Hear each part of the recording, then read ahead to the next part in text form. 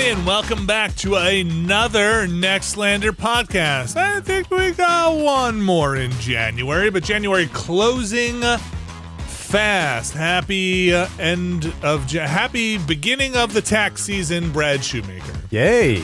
Yeah, Fun. that's right. That's Tell right. me more. Alex Navarro. Yay! Here is my Nextlander. One time somebody told me this was very helpful to them. So I will say it here. Remember, if you run a Patreon now reports on your 1099 all the money you made as a gross payment for all the money you've taken in. They used to do it as a net payment minus their fees. So you need to subtract their fees from their payment stuff when you're reporting. Just remember that. I had one time one person told me that I know very well, said, "Oh my gosh, thank you very much." That really helps in a thing. So now I will repeat it every tax season because it was a weird change when they did it. It was like 3 years ago. It still messes me up in when we do the books. So anyway, happy tax season. Yeah. Happiest time of the year. I think you just shouldn't wish that to people. Never been more excited. To pay your federal taxes. Yeah. Of course. Yeah. Of course. Well, look, this year, I mean, at least we have free healthcare. So, definitely. Yeah. Look, I don't have to live in your reality anymore. At least this year, I know that it's all going to universal healthcare and a great retirement fund. So, yeah, I don't know what you guys are complaining about. I got to ride a missile all the way to strap me to a missile. I was trying to explain to my kids. I think you just killed me. I think right now my mind has whatever thoughts I might have had going into this podcast, they are now gone. I was trying to explain to my kids the cost of like a missile versus how much something might cost. You know, it's sometimes it's hard for I think a kid. My kids are older now, but to get relative cost, you know, like, hey, you know, this firing one of these missiles costs $2.5 million. I have no idea. Sure, we'll just pick that number. Yeah, I don't actually know. And then, you know, okay, well, how much does a house cost? I'm like, well, you know, it depends where you live, but like $1 million home, depending where you live, could be a very nice home. Like you have you have found a very nice home in a probably very nice neighborhood. House prices notwithstanding all over the place, right? Right. And they're like, wait, so it costs more than a house? I was like, my boy, like, this is, again, made up the number. I don't think it's that out of the, like, do you guys think, like, launching? You know, Alex, what do you think a Tomahawk missile costs? I don't know. I could call my old roommate who worked for Raytheon. Maybe he would know. He might know. I just looked up the IT. cost. It wasn't his department, but yeah. I just looked up the cost of the F-35. No, don't do that. You know, that new fighter jet. Yeah. There's multiple models. It ranges between 82 and $102 million a plane. 82 and $102 million per plane. Depending on the model. Can you look up how much a Tomahawk missile costs? I don't know why I'm saying Tomahawk. That's excluding the engine also. Oh, wait. I'm sure that's free. Engine will run you extra. It sounds like you're trying to sell me on it. Yeah. Wow, that's some classic Pentagon get extra money math from these people. Like, hey, look, we can build you the plane, but if you want the engine, that's going to run you a little more. Oh, did you want an engine? Oh. I hate this country. It looks like about $2 million per Tomahawk in 2022. Okay, so look, I was off, but it still stands. Now just think about all those fucking missiles and laser fires that went off in G.I. Joe and imagine each of those costing like $50 million a piece. Where does G.I. Joe get its funding? We don't talk about that. G.I. Joe is G.I. Joe is a classified organization. It's an off the books thing, you know? What's this line here? This line here, Senator, on the spreadsheet. It just says, Yo, Joe. The dollar signs after it. I've had that song in my head for about a week now. The Cobra part, though, right? No, not the movie one, the cartoon one. Oh, really? Okay. Yes. It's a catchy theme. I've had the movie one in my okay. head. The lyrics are weird. The way the guy sings is weird on that song. The way he just like enunciate talks? Yes. It's G.I. Joe against Cobra and Destro. He's like talk singing. Yeah.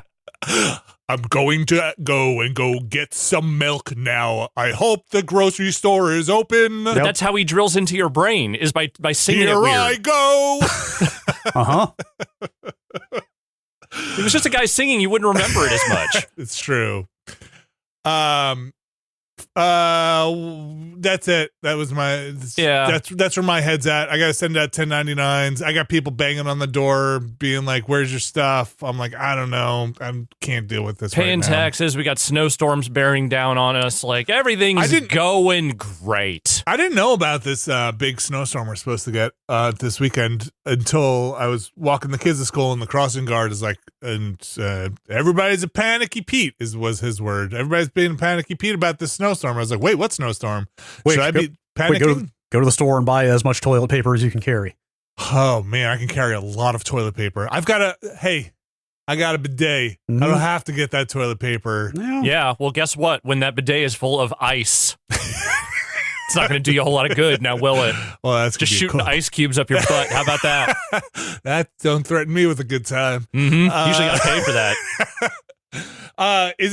Is it really supposed to be bad here in Jersey, or I haven't? The last estimate I saw was half a foot, which is admittedly pretty high for this region, but is not like what I have seen in some other regions where they are talking about like 2 feet plus in some places. Jeez. Wait, is 6 inches not that much for you guys? 6 inches is it's higher for snow. us. Okay, you're far enough north that I just assumed you dealt with that like multiple times a winter. Like New Jersey's weird. Like New Jersey doesn't have the New England thing where you are getting just absolutely dumped on, or like the lake effect that like Western New York gets, but we do get notable snowfall generally during the winter. It's similar to New York City. Like sometimes we get bad storms. Most of the time it's pretty mild. 6 inches will definitely be a talked about snowing. That is a like, oh yeah, that's a pretty good one. A foot of snow is definitely, I would say, that's when people are like, oh shit, that would start testing the infrastructure around here in a notable way. I think it'd be okay. I mean, no, it can be handled. Yeah, but I'm just saying it's not usual. Yeah. This story says potentially worst ice storm in decades. Okay, I can believe it. That's more in the south from the looks of this map, though. Really? Yeah. How far it looks south like a lot is of it going? like Virginia and North Carolina is honestly where I saw a lot of it. It's from like Texas to North Carolina is what I'm seeing here. See, I do appreciate in the Northeast here, and specifically Jersey, we do have just plenty of infrastructure to get out there. Yeah. They will start plowing as soon as a snowflake comes down. They will salt. They will keep on it. I don't, knock on wood, worry too much about them handling that. Every state north of the Mason-Dixon line basically has the infrastructure to deal with significant snowfall in one form or another. It's just, again, it's not as common for us to get like full-on like 2 foot nor'easter type shit. I think it wasn't that long ago. I feel like in New York when we were working in the city, something came in real quick and they weren't really prepared for it, and I got stuck in the buses all stopped, and I got stuck in the city. It does happen every once in a while. But it just kind of hit them by surprise. It was one of those things they were like, this should be just like an inch or two, and then it wound up being a real bad one. So, but like the last snow we got, which was just a handful of inches, like that one wasn't supposed to hit us at all. And then everyone woke up that morning and was like, oh fuck, there's a bunch of snow on the ground. And so I'm wondering how much of this is tied to the rapid defunding of various national weather services, which seems to be impacting meteorologists' ability to accurately predict anything. We'll see. Look, if you're in the path of this, and this happens over the weekend, which I guess it is planned to, good luck out there. Anywhere if you are dealing with this bullshit, good luck. Yeah, it's gonna be bad. Yeah, how bad is it? Ted Cruz left Texas. That's how bad it is. Yes, Ted Cruz is on the way to the beach. Stop it. Ted Cruz always leaves Texas. But always ahead of bad weather. That's the thing, because he knows what the power grid in Texas is like. He's not waiting around for that shit. Oh, God, that guy. Watched in our last fleeting hours of paid YouTube last night, watched a video by a lady who lives in Yakutsk, Siberia. Okay. About how you're able to go outside in a place that gets down to minus 83 Fahrenheit. How do you do that? Very cold. Minus 83 Fahrenheit. Can you go outside? Yes. Can you have any exposed skin? Layers and layers and layers. There's a lot of camel wool involved. Okay. I mean, the people there are at least used to this sort of thing, so I imagine they have strategies that work. Like at one point in the video, she just very casually is like, "Oh yeah, that white spot on the tip of my nose is the beginning of frostbite. I should go in." Okay, I was gonna say. So yeah, that sounds like immediate frostbite. Yes, Man. like her hair and eyelashes are frozen within like 5 minutes of being outside. Gross. One of my favorite things that occasionally pops up in my various video algorithms is footage from people who work in Antarctica and just sort of like showing off aspects of their base, you know, what they deal with inclement weather and all that kind of stuff. And one I saw recently was, what is it like when the weather conditions are the absolute dirt worst they can possibly be where this base are? And they opened up the door and it was a sideways wall of snow and ice flying literally at a straight up 45-degree angle across at them, and just like it was a wall. Like if a person walked out more than 5 feet into that, they would be dead. Yeah, it's the edge of the map. It's the edge of the map in a video game. Hey. Yeah, a wasted screen would come up as soon as you walked out there. Really, hey, we're gonna need your return to the mission. We're gonna count you down. Yeah. Really see why Kurt Russell just wanted to stay inside and drink whiskey. That's totally. Right. Or you want to fly a helicopter in that shit? Absolutely not. Or pour it into his computer. Was it whiskey? I can't remember. Yes. Okay. Yes. Yeah. It was J&B Scotch. Speaking of YouTube, which I then went and bought a bottle of after the last time I watched the thing. Did you drink it? Yes. How was it? J&B's all right. It's worth all pouring right. into a computer. It's drinkable. Yes. Speaking of YouTube, this was the first time, and maybe it just occurred to me because we just talked about, Brad, your YouTube subscription and whether or not you were going to renew it or not. The first time I was looking for something, I'm trying to fix my freezer here, and I was like, I got to look up more stuff here. I got website ads that look like videos now in the feed when I looked. It just is like the thumbnail will just say like, hey, I have a Bosch fridge, Bosch fridge parts, and then I would click it. It would just take me to a website. It's not even a video anymore. Just in the feed. So they're giving you fake videos that lead you to websites to buy things. Yep. Okay. What are we doing? I don't know. I mean, that's not the worst thing that the internet has done recently, No, but that's it was not just great. annoying. It was an annoying. Yeah. I felt tricked, and nobody likes to feel tricked. I felt tricked. Anyway, what if you gave money to the people tricking you in order for them to trick you less? that's the devil's greatest trick. How great does that feel? That's That's just America now, right? ain't that America? Yeah. I played some video games. Yeah, me too. I didn't play a ton of video games. I played. There aren't a ton of video games coming out yet. Yeah. Look, Stuff to catch up on. we're gonna Brad, you're playing Silent Hill. I think we're gonna do some Silent Hill spoiler stuff. I'd like to talk. I'd like to get real about Silent Hill. Now we've got the trio. Yes. Yeah. All experienced it. Well, I haven't finished. We're just gonna start with Silent Hill. I think I was going to put it here because it's before our first break. The time code should be the most accurate here. All right. If people need to skip it. So this is Silent Hill F. It's going to be up until where Brad is, which sounds like is closing in on the end, but it's definitely, we talked a little bit about before we recorded. It definitely is post some shit happening. So if you haven't played Silent Hill F, or you're worried about spoilers, we're going to get into some major narrative stuff here in Silent Hill F. That's your warning there. This But is your official warning. Yeah. Otherwise, here we go.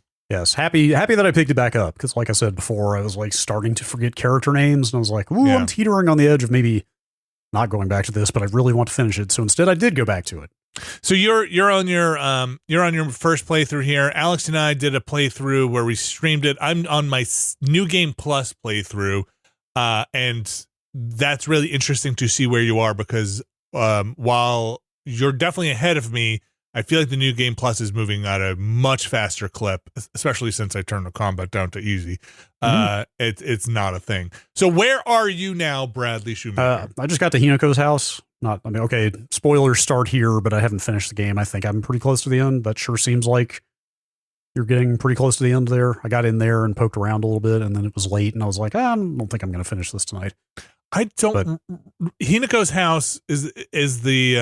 Now I'm trying to talk about it without spoiling anything for you. But are you in actual world or in any kind of? Yes, I'm in whatever passes for the real world in this. Are you? Does the house seem like it is normal? No, she gets there and walks in and was like, "Wait, this isn't my house. What the hell is this?" Okay. And it's like, I think I remember where you are now. Yeah. We don't have a room like this. Where am I? Gotcha. It's a whole thing. You got to solve all the puzzles. Yes. I saw the family portrait room where you're like rotating portraits to solve the puzzle and stuff. And you're kind of running into different versions of her house through the doors and stuff like that. I didn't get super far in there, but yeah. Okay. But I did all the Dreamworld 3 ritual stuff. What'd you think? I think I have to assume is what you guys were talking about during the Game of the Year podcast. Yes, as far as the grisly visitation of self-harm, self-mutilation. Yes. Good God, dude. So what'd you think? Rough. I physically cringed, almost couldn't stand it. Like, which was the worst for you? Probably the. So we got. I don't know. It's arm, back, and face, right? There's so much. Yes, there's so much to choose from. I think the arm for me was first, probably the worst because it's where you realize they're just going all in. It's the most shocking, I think, because you don't see it coming. Yes, the first they force her to saw her own arm off. Yeah. And then graft a giant fox arm on instead. Mm-hmm. Yeah. And then after that, they brand her horrifically. Yeah. With a giant, molten iron. Mm-hmm. And then I almost can't say it. They take her face. They cut most of her face off. They do it, right? She doesn't do it? Yeah, they do it. Yeah. And then put the fox mask on in its place. And I actually I don't think I ever clocked this before, but if you look at Fox Mask, the guy leading you around, you can see the little stitching around his mask too. Yeah. Which I had never noticed before. So I guess it's implied that his face has also been cut off in order to wear that mask.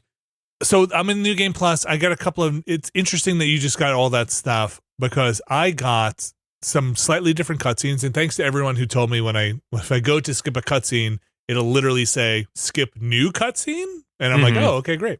That's helpful. Yeah, that is super helpful. I'm very glad that they did that. When I got up to the part which you did, I think even before the break, where you basically sacrifice all your friends, I just started that dream sequence with a new cutscene, but I started it with the arm and the mask and all the stuff. I didn't have to do that ritual anymore. I didn't have to do that whole area anymore. Yeah, it makes sense. Like they'd give you the more powerful. Just for like what a New Game Plus is, you always want to take the new stuff in. So it makes sense they'd give you the better like weapon, the arm weapon for the enemies, but also the mask letting you find secrets seems like something they could go wild with in a New Game Plus. Gosh, I forgot all about that part of it. It has an actual function. God, I would hope they do that. The part I had to do was just the part where you just do all the doors with the rabbits and the birds and stuff like that. So I was just kind of cruising through there. I wasn't even looking for the blood on the wall secrets. Yeah, I wonder if every false wall would have the blood on it. I don't know. Was it like up on the D-pad? I can't even remember how you pop it's that thing. It's L2 or L2 left trigger. Okay. To use the mask. Boy, I should really go. They give you some other New Game Plus things like, I don't know. I think it's anything that restores stamina, fills up your hype meter, your super beast mode meter. The seal or whatever it is. A couple of other things in there. But the body horror stuff was definitely the part of that game that I thought was the most audacious. That's a lot. And something maybe that I hadn't really seen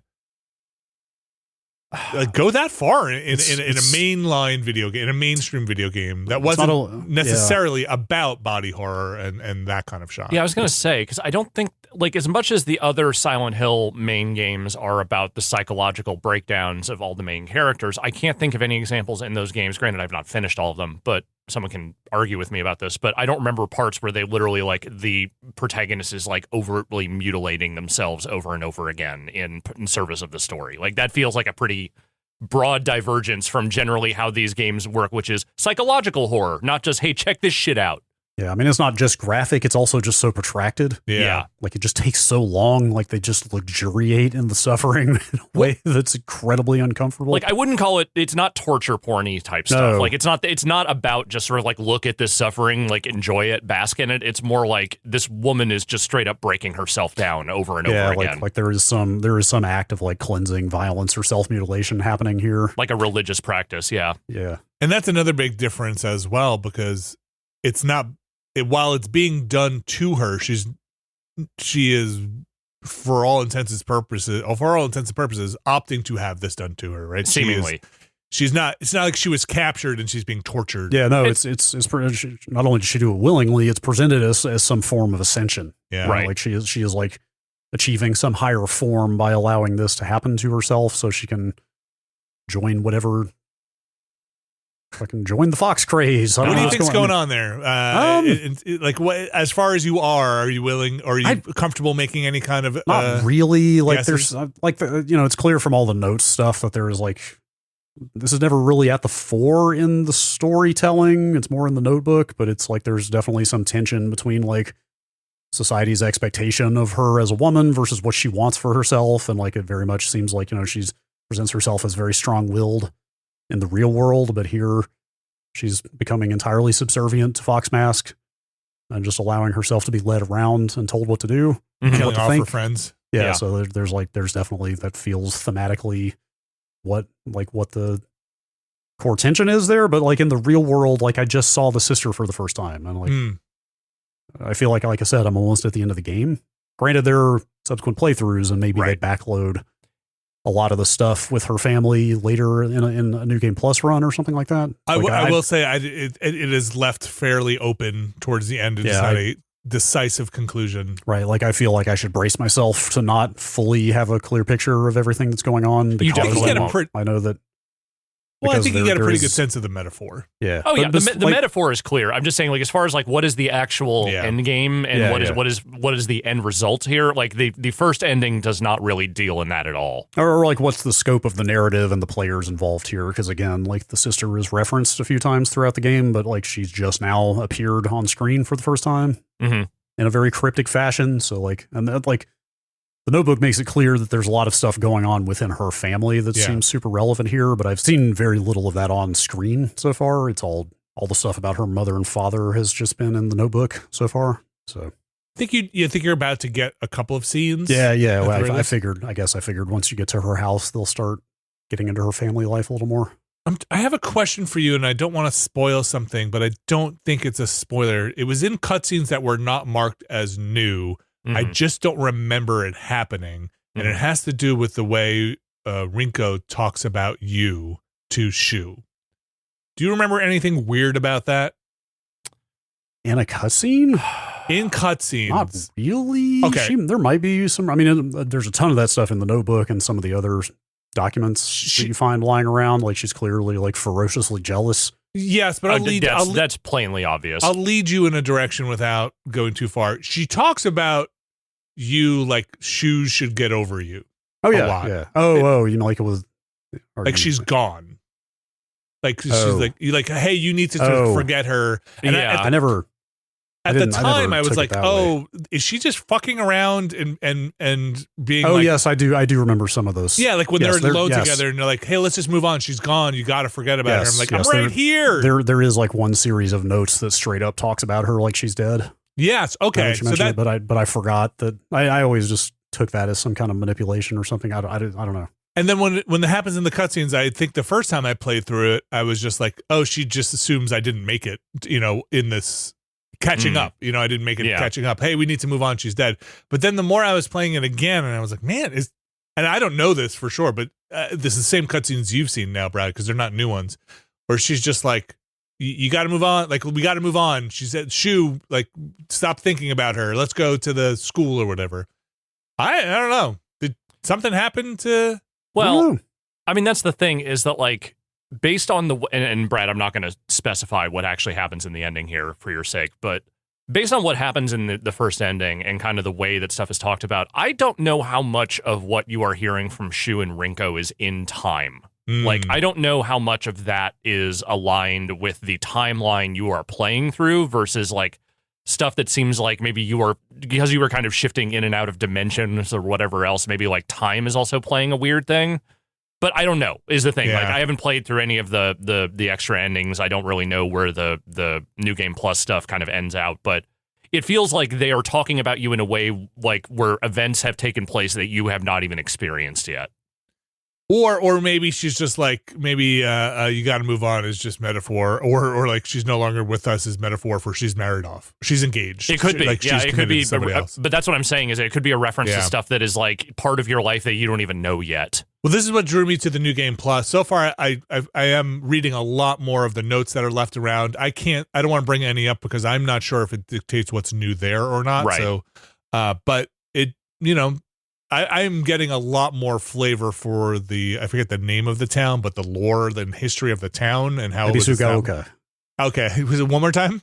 Ebisugaoka. Okay. And did you get in the initial run, I think I missed a lot of these, or at least didn't read them while we were streaming, about the water dragon and okay. I don't know how much of that is new or old. It could be old, about the founding of the town and the historical founding and some kind of poison water maybe situation. Oh. No? Okay. I don't think so. I don't want to go into it too much, but it is interesting. Like, so there is stuff. While the new game plus feels like it's moving much faster, and I'm playing on I'm playing on the casual difficulty this time. I have to use a guide as well because there's a quest I need to do that is missable, and so does it have anything to do with the sword? Yes. Okay, so that's something you could do on your first run. I don't know if you can. The only thing I've really Googled about this is I really didn't want to miss any of the inventory upgrades. Oh, so okay, good for you. Look ahead for those, although it seems like they're all in pretty obvious locations. That would be I missed a ton of them during the stream. Because I found so many on this run. You're streaming. I think there's only 4 total, though, right? Maybe I get more on New Game Plus because I've got like 14 slots now in my inventory. Interesting. Oh, there must be more. Yeah, I would think wait a minute. 12. No, there's 14 the first time. Is there? Okay. I think, or maybe I could be wrong actually. It feels like I have a ton and they're all filled up since I'm playing on casual with first aid kits, and I'm like, I just sell everything now. Yeah, I'm on whatever the default difficulty was that it recommended at the beginning, which is like puzzles, hard, combat, story, normal or whatever, normal or whatever they take. I have just fully gone ahead with my original plan of selling every single healing item that is sellable. Yeah, and never using any of them. Doing just fine. Feel like I'm like pretty upgraded. Okay, like I've had all 3 Omamori slots open for a while now. Nice. Like I've got health, stamina, and sanity upgrades. You know, I'm like kind of just cruising. I went full. Well, the first time I played it, the upgrade slot, whatever I forget what that's called. Is it that's Omamori? Yeah. Okay. I did that. I maxed that out my first one because I just wanted those buffs, and then I just started dumping stuff into stamina. So right now I've got full stamina.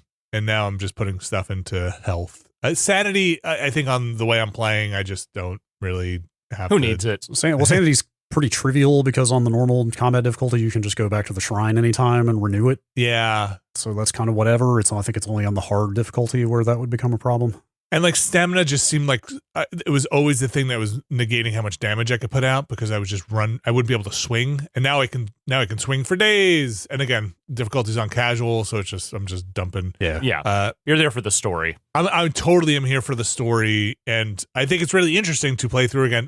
I think even more interesting than somebody else who played it through originally because we played it on a stream, and now I'm actually paying a lot more attention to the story. But it's cool. I like the world in that game. I always did like the world in that game. I think the combat was hit or miss for me, but I think the characters are cool. And I really want to see how this one wraps up. Will I do the other 2 endings? I'm not sure. I think it really depends what comes through on my new game plus. Like you said, Brad, there is an item that I am hunting for that's supposed to be a weapon. Mm-hmm. And if that comes through, then I would be happy to maybe do it again. I found out about that because I came across the basin where I think you have to wash it. Oh, you have to purify it. I basically found that basin that had some very loaded flavor text on it. And it's like, this looks like a place to cleanse old dirty things. I'm like, all right, the fuck is this? I'm not moving on until I make sure I'm not missing something here. So that's kind of how I got some sense of the sword quest thing.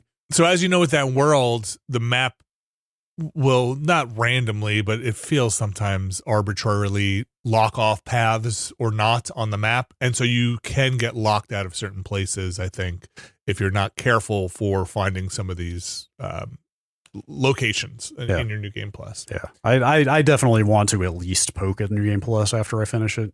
Like, I'm definitely going to like play something else after this. I'm not going to like spend another month just doing this. Sure. 3rd and 4th runs or whatever, but I am very curious to see how it structures and presents that stuff. Look, you might feel differently when it ends. It does have a bit of a cliffhanger. So depending on how attached you feel to what happens in the world, you might be like, I need to know what's going on here. Yeah. I will say the cliffhanger did not leave me feeling unsatisfied because it is a little bit of a wild one, and where it kind of ends, like leaves it on a note that is very much like, whether or not I was going to plumb into New Game Plus, I'm like, oh shit, some shit went down. You know, at least there's something there you can kind of hook into and be like, okay, this went in a direction. So it's not like it's just a, hey, black screen, okay, now play the real endings. Right. Like the end question mark? Yeah. You know. Anything else you want to say, Brad, before maybe wrapping up Silent Hill? I think you are fairly close if you have like a good chunk of time on the weekend. Not really, other than I'm just glad to be back to it. Okay. I really want to see it through. It's a quality game. I think having just done it again, I think that is it Sakuko who is the I think that is the maybe the toughest part of that game. Not boss fight? No. Like what is tough in a visually represented part of that game where you leave her in the dark and she screams. Oh yeah. Yes. Like distressing. The most distressing part of that game. Yeah. Even much. more so than the kind of body mutilation stuff. Like that actress sells it real hard. Yeah. Yes, and I don't think we got it with the Japanese VO, and I can't remember if there's a big difference. All I know is when I just did it again this time, it's just brutal. Like it is brutal. She is just wailing. Yeah, as they show like the light just kind of the light just dimming out in that place. Like it's just so callous, you know. Like she's the worst. Hinako, you're not a good friend, or are you? Silent Hill F. We'll check back in the future here to see the stunning conclusion. But for now, I'll mention. Did I mention this before? Or maybe I did mention this before. Like a bunch of people excitedly were like, "Oh, if you're into Silent Hill, you have to play 2 now." Silent Hill 2, the remake. Yeah, I don't know if I mentioned before. I got 2 as well. Oh, okay. There was a bundle. There was a 2 and F bundle over Black Friday, so I just got that. Okay. So I've got 2 at the ready. I may have mentioned this on a different podcast. Some folks may take don't take this the wrong way. I streamed it, which is a whole different beast. I found 2 remake to be very good. I find the main protagonist to be so derpy. Sure. He's not great. He's just kind of a dumbass. It's just like a dunderhead, kind of like oh my gosh, come on, my man. Where Hinako, it's like a pretty severe game. Like Silent Hill F has like a severe tone to it. Silent Hill 2 was, while it's going for some of the same themes, I just found the portrayal of it a little bit like not comical is not the right word. Yeah, derpy is the right dopey word. Is how I would put it. Yeah, dopey derpy. Like 5 weeks from Resident Evil 9, maybe this is just like spring of survival horror begins here. It's always been survival horror. Yeah. All right. We'll check back in the near future here, but for now, we're going to take a quick break. We're going to come back. We're going to talk about some other things we got up to as we close out January, or get near to the closeout of January. Stick around. We'll be right back. All right. We are back. Got a couple of other things here that we've touched. Brad Shoemaker, we talked about this on the Planorama. Mostly, I think, because you played, is it Hop Shot? What's Hop Shot? Hop Shot. New Hop Shot just dropped. New Hop Shot. Hop Shot was the frog with a gun. Frog who can get a gun. Yes, so we're talking about hack and climb here. They're both like lo-fi, retro pixel art looking side scrollers, but they're more vertical scrollers than horizontal. Or maybe more to the point, they're both games where you're climbing up in a side-scrolling fashion. They're both downwell likes. Mm-hmm. But they're both upwells. Okay. In the way the downwell had you going down vertically. These games are both about climbing up. But just about no other mechanics here really than getting up. Or, they're Brinstar likes. They're basically the parts of the original Metroid where you're just going up. You're just climbing up a column forever. They're vertical getting over it. Yes, sure. This game, because they're punishing. Yes, yeah. This game seems maybe a little less punishing than Hop Shot, but still kind of pretty punishing. This again, you mentioned it, but I'll mention it again. Hack and Climb. It's $7. Brad, can you describe the main core mechanic here. You're a weapon. You're a melee weapon. Just the weapon. Except there's a gun, I guess, at some point, but I haven't gotten that yet. You're a sentient weapon that you're like with physics throwing to climb up this kind of, it's like mine shafts and stuff like that. Lots of ramps and moving platforms and stuff. You start with an axe. Double-bladed or double-sided axe. Like a big battle axe. Yeah. You literally, I haven't played with the controller, but with the mouse, you literally click and drag as if it's a slingshot. You like click it and drag backwards as if you're slingshotting it. And it goes flying and it just uses, it's very physicsy. Try to embed the blade of the axe in a wall so you can cling there and jump to the next area. Or if you miss, maybe you hit on the handle instead of the blade and then you bounce off and fall. And the axe, because the axe is the only one I was able to get through. I did not play a ton of this, but some of it. The axe goes ass over tea kettle. It does. Yes. When you throw it, it has a arc that means this is the part that kept getting me. When you try to land it on something that's not embeddable, because there's stone and sometimes there's softer things, but if it lands on something that's not embeddable, depending on the arc of your throw, they could bounce back towards you or to the left of the screen, or it could bounce to the right of the screen. And unless you're pretty good at, so it will show you, I don't know how many steps of the path. It shows the first 2-3 seconds. You just get this kind of faint, ghostly sort of projection of where the weapon is going to go as you're about to throw it. Because I think this game would probably be unplayable without that. Yeah, definitely. That makes sense. And it's friendly enough that if it's within that projection, it'll even turn green if you're going to successfully embed in a wall so you can stick there. Yeah. But that doesn't go very far. So if you're doing a longer throw, you're just go with God. And man, sometimes that axe just skids across that concrete in a way that you're like, no. And then you're sliding down. I got the spear, which is tantalizing when you get it. So it's weird when you get a weapon. The spear is the only one I found yet so far, and it's kind of off to the side because there's multiple paths in a lot of areas. So you kind of need to explore to find the other weapons. And unlock does it them. feel optional? Yeah, I absolutely could. I almost missed the spear until I was like, oh, that looks like an area off to the side I didn't check out. I should go see what's over there. And sure enough, there was the spear. But sorry, so let me, because I didn't get this far, and I this is a completely different understanding of the game than I think I had. I thought there was gonna be a set of levels per weapon, so you can change your weapon. It's really weird how it handles the progress. So when I found the spear mid-run, it was like, do you want to change to the spear, or do you want to keep going with the axe? Warning: you can only change back to the axe if you start a new run. And I was like, well, the spear. Oh, so also the spear's ability is, so the spear I would say is even harder to throw and control than the axe. But once per flight, per jump, you can right click and the spear will just shoot in whatever direction it's currently facing. Like horizontally, just a full-on shot. Just whichever way the point of the spear is facing when you right click, it'll just fly in that direction.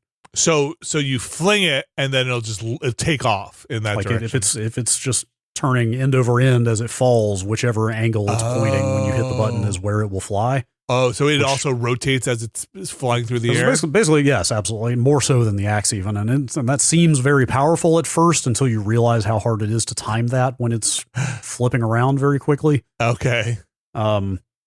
The reason the progression stuff is confusing is I thought that meant I was going to have to start a whole new game to go back to the axe. Yes. But actually, it's weird. What it does is it kind of forks your save game when you find a new weapon. Because if you go back to the menu and change back to the axe, it'll take you back to the last place you left off with the axe.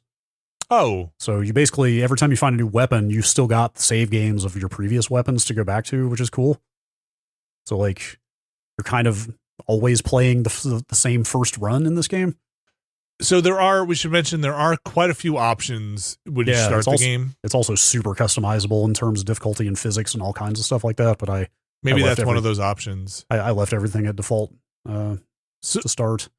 So I played, maybe a half hour, maybe 20 minutes, but I did get enough to get to the point where I was like, I want to keep playing, but I have to go do something else. It definitely had that feeling. And then probably similar to you, or I would assume anybody who plays these games, I was like, I can do another one. I can do it. And then I just fell and I was like, I'm done.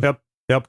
100%. I have not played this game, much like Hopshot, although I played less Hopshot already than I have played of this, but I have not played this game for more than like 20 minutes at a time. Because at some point you're going to get such a bad fall that you're like, I need to do something else. I cannot replay the last 5 to 10 minutes that I just slogged through again. Yeah, especially if it's a complicated journey. Yeah, like, did you get to the second named area? No. The old mines? I was having a real hard time on this is like a full concrete platform run, and I was having a real hard time landing the axe without just overshooting or undershooting. Wait until you get to moving platforms and mine carts that you have to roll and boxes that you need to use to gain height, but also if you hit the box too hard, it'll fall off. That all sounds tremendous. Did you hit all the lights on the way up? No, so that's another aspect of this is, A, you can knock out lights, which makes it darker and a little harder to see. B, those lights have collision and get in your way. Yeah, so they're mushrooms. There's at one point there was a vertical platform that I had to ride up to the next area, and I happened to embed the axe in the side of that platform. Yeah. But there are lanterns on either side of that platform, and so as the platform was moving up, the axe, I wasn't even controlling it, but the axe just clipped that lamp and then fell. It dislodged it? Knocked me out and I had to do the whole thing again. So when I got to the old mines, which is the first, like, there's the second area, it's the first, like, kind of chapter 2, old mines, like, you've gotten to a new area. I got up there and immediately missed a jump and fell halfway back down the first area. Could you checkpoint back at the other area? I didn't try. I just turned it off instead. Okay. So it's a Foddy-like is what you're saying. Yes. Yeah. So this game is Foddian. It's Foddian. Sure. Oh, boy. It's cool, but it is very much, like, masochistic. Like, you need to be willing to put up with a lot of failure. It sounds reasonably fun as one of those, though. It is. Like, for it's on sale for $5 to launch. It's fun. Yeah. It's a lot, but it's fun. Currently PC, though before the show we were talking about this seems like it could make its way to a mobile thing. The controls feel extremely mobile. Like touchscreen. Yeah. Like I said, like it feels like you're just like single finger tapping and dragging to aim the thing. This feels very much like it could be a mobile game. Hack and Climb available now. Yeah, it's got pretty good music, pretty good atmosphere with the pixel art and stuff, like good lighting on the pixel good art. sound effects. Yeah, like it's a neat little thing. $7, but like you said, on sale right now, $5, at least on Steam.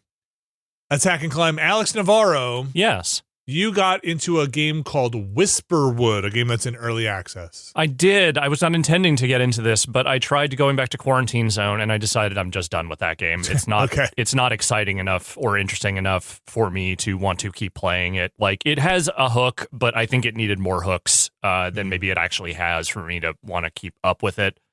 But Whiskerwood, I saw some people talking about this week. It's an early access game that has been out since November, I believe.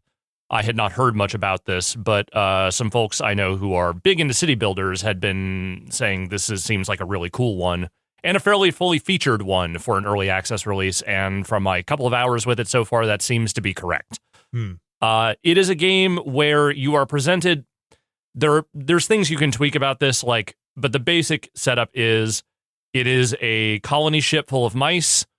There is a kingdom of animals. The cat appears to be a king. I don't know. But it's very much like you are sailing to the new islands and you are colonizing and you are sending your taxes back to the kingdom or what have you. And when you first get into it, depending on the map size you choose, there's a number of different islands you can kind of pick as your starting island.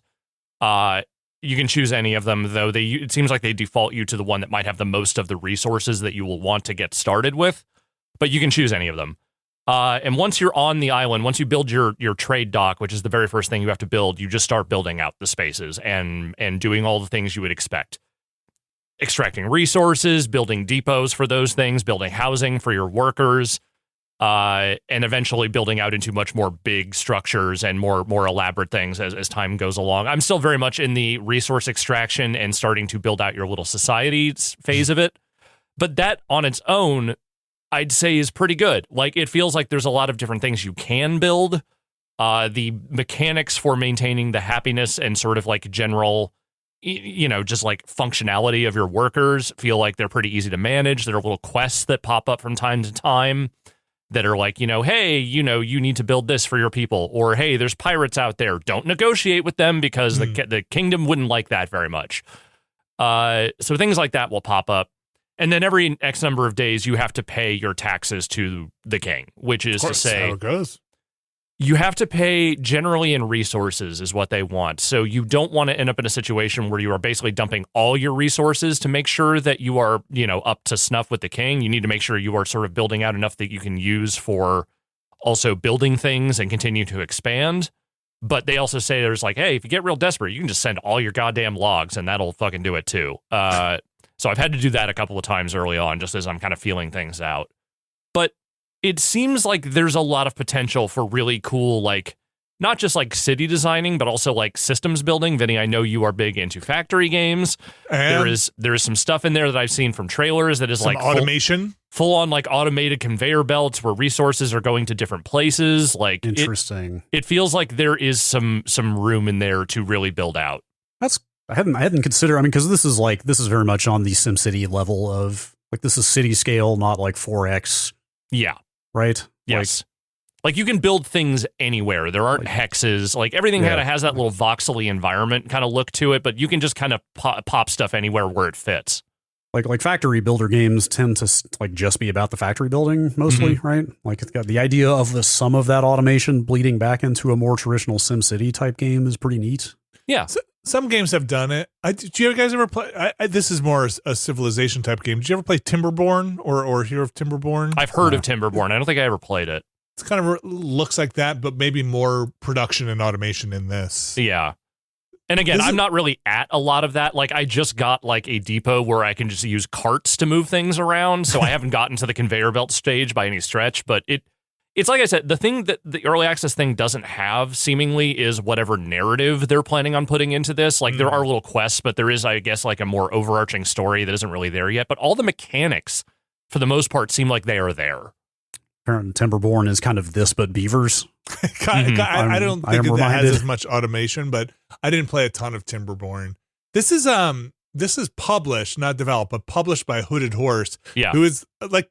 They've made a lot of games like this, seemingly. Their catalog is getting really interesting. Yeah. I think, I want to say Hooded Horse, I was looking at a list, also had Old Worlds in their catalog, but they've got Against the Storm, Manor Lords, sure. Cataclysmo. Yeah, I remember Manor Lords. Yeah, there's a bunch of stuff in their catalog, which is, coming together. It is, I'm looking at this list. They definitely have a focus. Yeah, well, they have a focus, but they also seem like they have a good eye for what ones of these games are good or interesting, at least. It's a lot of management and city building and strategy type stuff. They also have Shadow Gambit, which is not a management game, but it is a Commandos like, and it is an awesome and it was a great game from a great developer who I think is now defunct. Espiocracy. Whoa. An espionage grand strategy game. I just pulled up the Steam page and they immediately hit you with a bunch of like Cold War footage and like interview stuff. The name of the game is Espiocracy. That's pretty good. There's just a bunch of Cold War FMV in this game. That's a good title. It's like a European strategy, Cold War strategy game, it looks like. That's Whiskerwood early access. Seems cool. It's $30 regular. It's on sale right now on Steam for $20. If you are at all on the fence thinking, early access or whatever, again, if you just want to play the city building mechanics, that stuff seems like it is all pretty much there and you can play like more or less a full game with it without the whatever narrative stuff they are potentially adding later. I don't know how much longer it's going to be in early access, but this is not one that you need to like wait for them to put the content into. Yeah, I was looking at their thing here to see, like you said, are they just going to add in a campaign or narrative part to this? But I can't see anything about that. I just saw some talk about it. I didn't go deep on like what is and isn't there. I just wanted to see if I could do the city building stuff without much issue, and it seems like you can. Cool. All right. And you're playing on Steam? Yeah. Very cool. Whiskerwood, like the whiskers of a cat. All right. that's kind of where I had spent most of my time. Did you guys have anything else other than little things? No, just played some more Absolum. So did I. What'd you think going back? It's fine. Again, I'm continuing to plug away at it because I am having fun with it. I don't think I'm as head over the heels in love with it as some people are, but I think it is fun. So it's a good one to just sort of like run in, do a run, and then, come back the next day kind of thing. Anybody beat the Skeleton King yet? I got up to it with my son, and I'm up to him. Yeah, I have not beaten him yet. Gonna do it. I mean, I think the nice thing about Absolum, it seems like so far, still every run I've done, I'm still gaining upgrades. So there's still stuff happening. Yeah. Eventually, I'll have a war of attrition will happen. Where I'll just have enough health, hopefully, and enough upgrades to just power through. But I think I still really like the presentation in that game.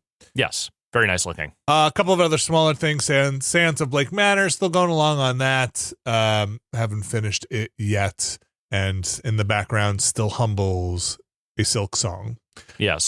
There is a game called Mio, which seemed Hollow Knight / Silk Song-ish, which I did not pick up, which I may try for next week to see time permitting.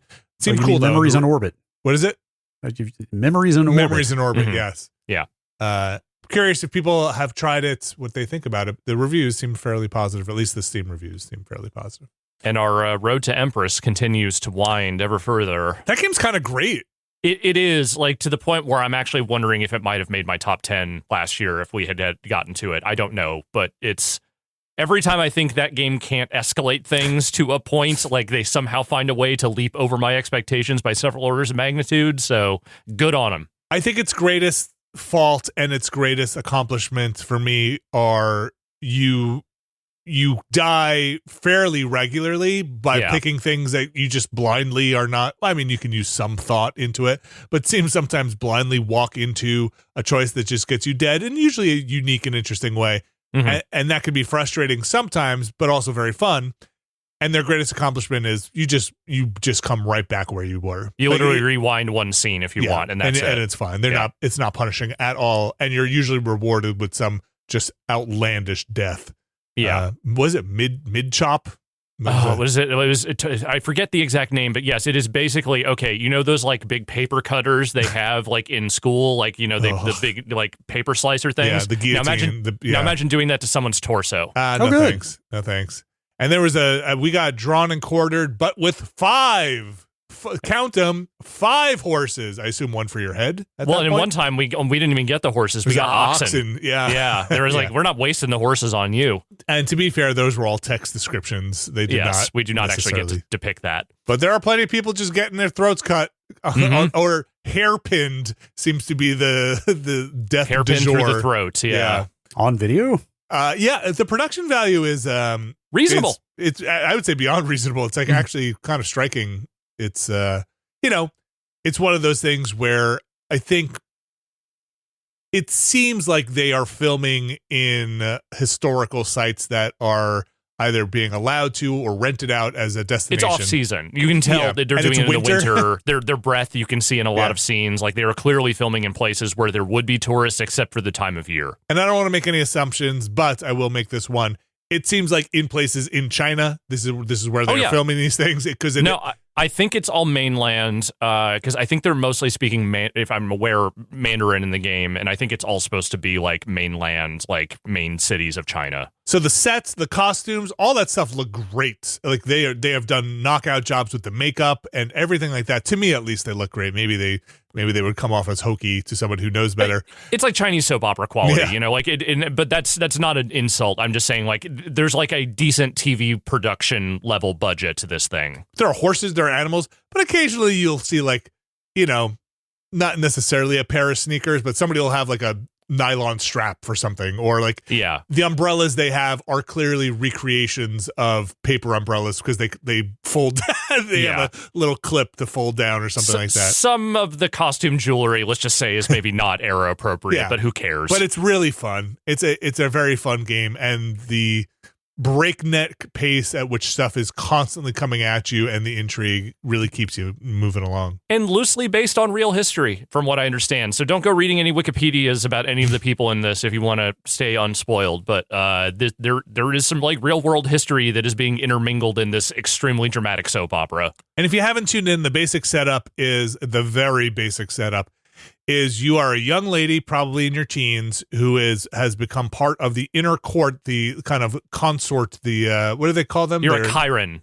Chiron? You're basically a part of the harem, for lack of a better word. The lowest ranking members of this harem, basically. For the emperor. And from there, baby, it is just palace intrigue. There are 3 princes.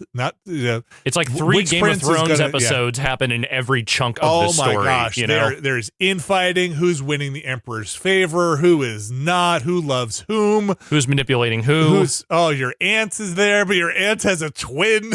Like basically, it's shenanigans. So yeah. It's pretty, and reasonably well fun. Acted too. Yeah. Like everyone's hamming it up, but I think in the right way. Yeah. I had missed the fact that this is literally called Road to Empress 1. I think it might be Road to the First Empress. I'm not sure because I don't think they're in this. Again, I know very little, if not zero, about Chinese monarchies. I don't know, but it seems to imply that if we were to become an empress, we would be the first. And maybe the only. Because I do believe there has only been one Chinese woman emperor in history, if I'm remembering. Maybe that could be us. Maybe it's us. Who knows? A little luck. Who knows? Brad, the number of times somebody has tried to kill us by drinking soup is comical. It is. Every time someone offers soup, it's like, no. I see people drinking soup in this trailer. Just, they're probably dead at that point.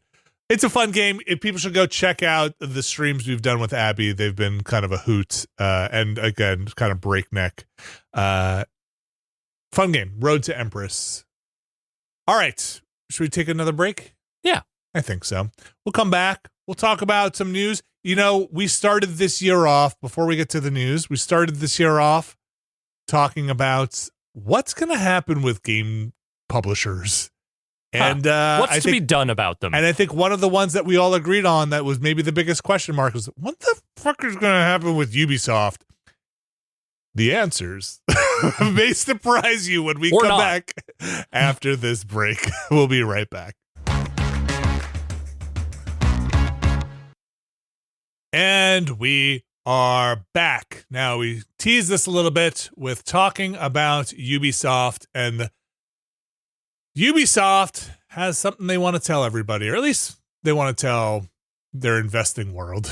they want to make some, the only people they consider people. We've got a bunch of news coming out of Ubisoft about restructuring, about some cancellations, about some delays. Where should we start? Let's start with the cancellations. This was probably the popper on the headlines. That Prince of Persia: Sands of Time remake that got canceled. Oft maligned. It's crazy.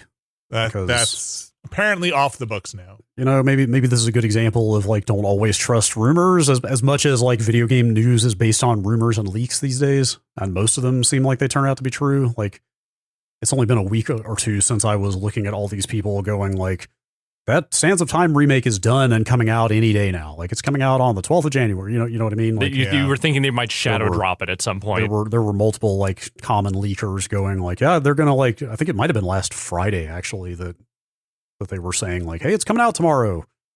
Like even Jason Schreier this morning posting about this news said he had run across that information, and instead it's just canceled. So we got this announcement, a part of a bigger Ubisoft kind of news dump here about a bunch of stuff happening there. But we also got official confirmation from the Prince of Persia official account where they put up their. Are we just calling these notes app things when you just put up your big screenshot of text adjacent? Your apology. Yeah. Even though it's not technically, it's a graphic, like they're making an actual graphic. It's the same spirit of we are just putting a bunch of text in a graphic. Read it. And it's, they're saying like, we're so sorry, like, but we've made the difficult decision to stop development on Prince of Persia, the Sands of Time remake. We know this is deeply disappointing. The game carries enormous meaning for its fans. While the project had real potential, we weren't able to reach the level of quality you deserve. They're talking to me. And continuing would have required more time and investment than we could responsibly commit. And we didn't want to release something that fell short of what the Sands of Time represents. Can I? Oh, you mean GameSpot's Game of the Year 2003, Prince of Persia: The Sands of Time? Can I just state something in rebuttal to that? Yeah, go ahead, The please. very idea of the phrase "we cannot continue to responsibly fund something like this" is some wild shit, considering how many years they have been swearing there is still a version of Beyond Good and Evil 2 out there that is being worked on. That is how long they spent working on Wild and all this other fucking bullshit that they were doing. And it's like, oh, so now those chickens have come home to roost, huh? That is a fantastic point. And it's almost like maybe they were throwing a bunch of money into a coal fire for a really long time, and maybe somehow that's not tenable anymore. So Sands of Time, I was expecting to see Beyond Good and Evil show up somewhere. It does show up a little bit later in some of this reorg and restructuring news, but it is not part of the 6 things they announced are being canceled, which Sands of Time Remake is the named one. Right. Then there's a mobile title, and there are 4 unannounced games, and the reporting says including 3 original IPs that are canceled. Right. That are and the tone of this, Ubisoft's tone throughout this is, we are canceling things. We're basically doing an internal audit, things that do not meet our level, like that Prince of Persia thing kind of stated, very similar language, our level of quality, or we don't think are going to bring a good return on our investment, are being canceled. This is an internal audit as part of this whole big campaign here. They have also delayed some things, a number of games. Yeah, which they don't really specify much in as far as what is actually delayed. Yeah, I don't think we got any insight into what the delays are. Some people have been here we go with the rumors again, but people have been throwing around that rumored Assassin's Creed Black Flag remake as maybe something that might have gotten delayed. Yeah. But not canceled. Or canceled. I mean, we don't know for sure, but we'll see. And then, again, we're going to get to kind of the big restructuring part that I find to be a little weird, but also very corporate in just a second. But I think this was reported on earlier, but their Halifax and Stockholm studios are being closed down as well. Yeah, which I think they had announced previously, but I could be wrong. Okay. I think wasn't the Halifax studio one that was one of the unionizing studio? I could be wrong about that. I don't remember exactly, but I thought one of their studios had been unionizing recently. I don't know. Yeah, I don't know either. Okay. You could break down the creative houses. So this is the part where they're like, hey, so we're doing a lot of restructuring as part of this audit. What's going to work? What's not going to work? What's going to get delayed? What's not going to get delayed? Who's the moneymaker here? There's a lot of talk in this. This is a fairly big corporate announcement from them about their direction, what they're going to do moving forward. There's so much competition in the space now, but there's so much opportunity to make money for AAA, et cetera, et cetera. And then they go in to say, this is how we're dividing up Ubisoft to make games. We have come up with our 5-house structure. Our first house, Vantage Studios, rather. Creative House 1. Creative House 1, Vantage Studios. What Creative are they Business Unit 3. Do you have the wording in front of you? I've got their PDF, like the corporate messaging PDF in front of me. Do you have that? The wording on the description of Creative House 1 or Vantage Studios is insane. Go for it. Focused on scaling and extending Ubisoft's largest and established franchises to turn them into annual billionaire brands. That's the one. What the fuck is a billionaire brand? I mean, of course we know what they're actually getting at, but that wording is just like... They're joining the Billionaire Boys Club, obviously. Off-putting for so many different reasons. So... Not least because that's not how you use that word, but also like the association is just gross. Billionaire brands, including, I guess this is part of the Rainbow Six, Assassin's Creed, and Far Cry franchises, and this is apparently part of the investment by Tencent is in Vantage Studios. So these are the big ones. These are your marquee properties. So it's just Tencent for that one? I believe that only Creative House 1 rates the Tencent money. I believe, according to my interpretation of the reporting on here, again, I'm not a business reporter. I'm going off some of the other reporting here. Then that's the only named house or creative house. Yeah, the rest are just creative house 2, 3, 4, and 5. Yeah, which it's almost like a fun throwback to like the days of Sega having branded studios, or like Square Enix has done it, Nintendo has done it. You know, like EA, like what is Nintendo's like EAD 1 or whatever, or Well, yeah, Square Enix is literally creative business unit. I think for a while there. 3, like Sega had AM2 and all this stuff.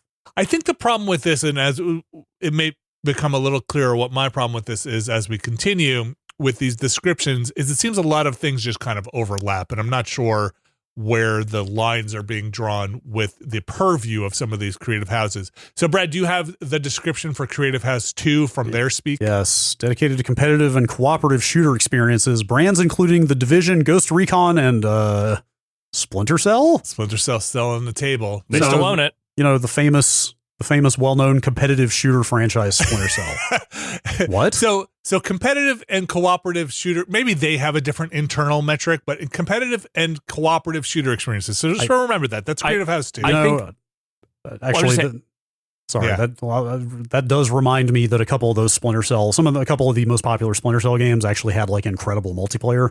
They did. Like 2 and 3 in particular had that really rad asymmetric multiplayer. It was like maybe the first time I had ever seen that, where it was like, oh, the 2 teams involved here have extremely different abilities. Like that stuff was actually very cool. So. It was cool. This next Creative House, though, Creative House 3, seems to roll up what you just talked about into all of these games. Brad, what is the description for Creative House 3? A roster of select sharp live experiences. Such as? For Honor, The Crew, Riders Republic, Brawlhalla, and Skull and Bones. Now, so basically everything multiplayer that is not Tom Clancy related. Or, anything with a season pass. That's a good point, Alex. Yes, it's like The Division you would think would be a sharp live experience with a pass, Yeah, but what I was saying earlier was that, like, I think what they are looping in, whether or not Splinter Cell is going to be a multiplayer concern going forward, is they just shoved all their Tom Clancy brands into that one unit, whether the House of Clans or not. Yeah, sure, the Clans House. And then we kind of get at least a little bit more of a divergence here. This just maybe sounds like less of online and more of just single player narrative. But Creative House 4, Brad? Immersive fantasy worlds and narrative-driven universes, but then they've shoved everything from Rayman and Prince of Persia and Beyond Good and Evil to Anno in here. Yeah. So, interesting. That's like Rayman doesn't have arms. That's fantasy. But is Anno? It's a strategy game. I don't. That's neither an immersive fantasy world nor a narrative-driven universe. But I mean, it's about like old Europe, so that's like a fantasy world. Sure. And then Creative House 5, which I think is everything else.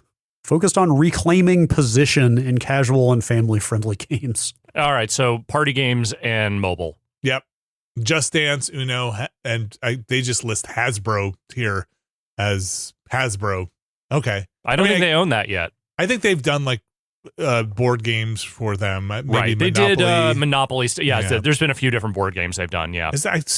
I just assume Hasbro owns all of like the Parker Brothers and various. Fuck, I don't know, dude. Yeah, right. Exactly.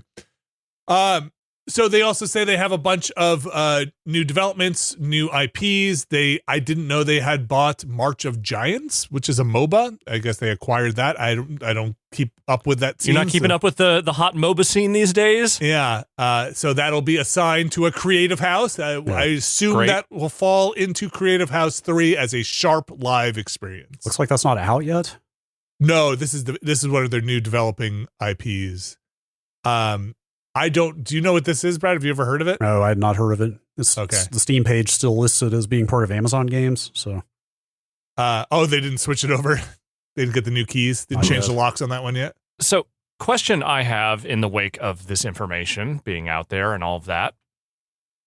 Are they building their creative houses on unstable sand? Because what is the state of Ubisoft right now? And are they doing this to become saleable, or are they doing this because they literally have no other choice if they want to remain independent? That's the thing I'm trying to figure out. Alex Navarro, they are transforming Ubisoft's operating model to produce exceptional quality games on the two core pillars of their strategy, open world adventures and games as service native experiences. So you have no information for me. Got it. At the center of this transformation is the creative house. Its integrated business units now combine production and publishing and therefore unify the gaming relationship. So I'm just going to come out and say it. I think they're trying to become saleable. I think they are doing everything they can to make themselves fully saleable at this point. I think they are getting shit off the books because they are trying to make themselves a more attractive offer. Or they're just trying to become more profitable. Like, I always got the sense that was Yves Guillemot's worst nightmare, was to get bought out. I think things have changed in the last several years. They state this is a 3-year roadmap to try and sort the house, Bless them. Pun intended, their creative house out. This just seems like a giant strategy change, whether it's to get themselves in a more attractive position for a sale. I don't know. It could just be like we talked about at the beginning of this year, just a really rocky, cloudy forecast for game publishers at this point. And it's been a bad few years for Ubisoft business-wise. On their books, or just under threat from like stockholders? Oh, on their books. I'm saying, like, their games have not sold at the rate that they have expected them to. Star Wars was not the hit they wanted it to be. It does not sound like Shadows did quite the business they were expecting, though I'm sure it sold reasonably well. Like, it feels like Ubisoft does not have the hits churning out the way that they have been. It's not that the games have been uniquely terrible or anything. It's that they just aren't hitting the way they used to, and that seems to be really what's fucking them up right now. Their big swings don't seem Their to big be swings haven't connecting. been hitting the way they want them to. I'm sure For Honor, for sure, and I shouldn't say for sure, but I'm fairly certain Rainbow Six probably is not at its heyday, but still brings in some money. Their service games probably do okay in that realm, but they need something new. They need some new juice to compete because everybody else is doing it. Yeah, they can't just keep relying on the Clansverse services. Yeah, like Far Cry 6 felt like it was kind of spinning its wheels, for example. Like Brawlhalla probably does fine. I feel like I still see ads or hear about it in like the middle school places. Skull and Bones maybe is a secret sleeper hit. I don't know. I haven't heard anything about Skull and Bones. Yeah. No. Well, no, it was not a sleeper hit. I can tell you that. I'm pretty safe. Yeah. I feel pretty safe in assuming it's not. It's on their list of sharp live experiences. They didn't leave it off of there. And again, also on their list, like you mentioned before, Alex, Beyond Good and Evil as part of their narrative-driven universes. So it does get a call out by name. Yeah. What they go on to do, I don't know. Maybe this MOBA they're trying to purchase and bring to life does well for them. Yeah, that seems insane to me. Like, the MOBA land grab ended like almost a decade ago. That's Ubisoft, right? Yeah. I don't know March of Giants at all. When I was reading about this, I had just seen the stuff that said it was Amazon, and now I think Amazon is done, right? They ejected from their games development. They're closing down their New World just announced they're shutting down soon. I don't know if they fully shuttered up their gaming division, but maybe they're scaling back. Yeah, I mean, they've got those new Tomb Raider games coming, but those are external studios. Okay. Yeah, we'll see. Keep an eye on that Ubisoft. In 3 years. Yeah. In 3 years. All right, let's move on from that. Oh, well, do we have a release calendar for them? Do we know their next thing that's coming out? Not really, no. Yeah, I don't really I mean, there know will be a either. Just Dance some point this year, but beyond that, I have no idea. Set your watch by it. Let me see. They have, I mean, because they just put out that Assassins. Nearly all of the games they had, like, that were kind of on the upcoming, I don't think had dates. Yeah, Prince of Persia was the thing I think everybody was expecting. That was kind of the next major release, it seems like. There is a new Division announced, isn't there? Isn't there like Division 3 is announced? Was it Division Homeland? Or is that the mobile one? Is that what I've called? lost track of Heartland. Division Heartland? Heartland. Oh, that got canceled. Oh. Dude, there's too much Ubisoft stuff to keep up with. It's true. They do look. They have a big catalog. They are a prolific publisher. All right, moving on from Ubisoft. Let's talk a little bit about Marathon. Okay. Now, Marathon, a game that came out in was it a beta or is it an alpha? It was an alpha. I guess is what they were calling it. I think it opened pretty quickly to the point that just about anybody could play it. Playable slice of Marathon came out. I think almost a year ago. Was it a year? Almost. It was like April last year. I just went and looked up our stream of it. So it's been a bit. I feel like our kind of temperature on it was this shooting, like Bungie usually does really good shooting feeling. Just maybe the world feels a little barren, or world, like lack of objectives in the missions. UI maybe a little all over the place, a little too busy. Definitely needed some work. And from what I remember, and I am by no means any expert, just my initial impression was a little lifeless in terms of getting contracts from the people who are the quote unquote vendors giving contracts. I forget what they seemed like mob bosses almost. They were like the corpo leaders, right, or whatever they were. And then you get your contract. Felt a little lifeless, like you're just taking on clickable missions. Yeah. But now we have a new release trailer and a new date. Brad? March 5th. March 5th, which is like 5 weeks from now. Super soon. 6 weeks. And a new trailer, and it really feels like a new announcement. It feels like they're trying to build or at least push the idea that this is a deep, rich world to do your extraction shooting in. Yeah, they call it a pre-order trailer, but they treat it like a big story thing, which I am highly skeptical of. Yeah.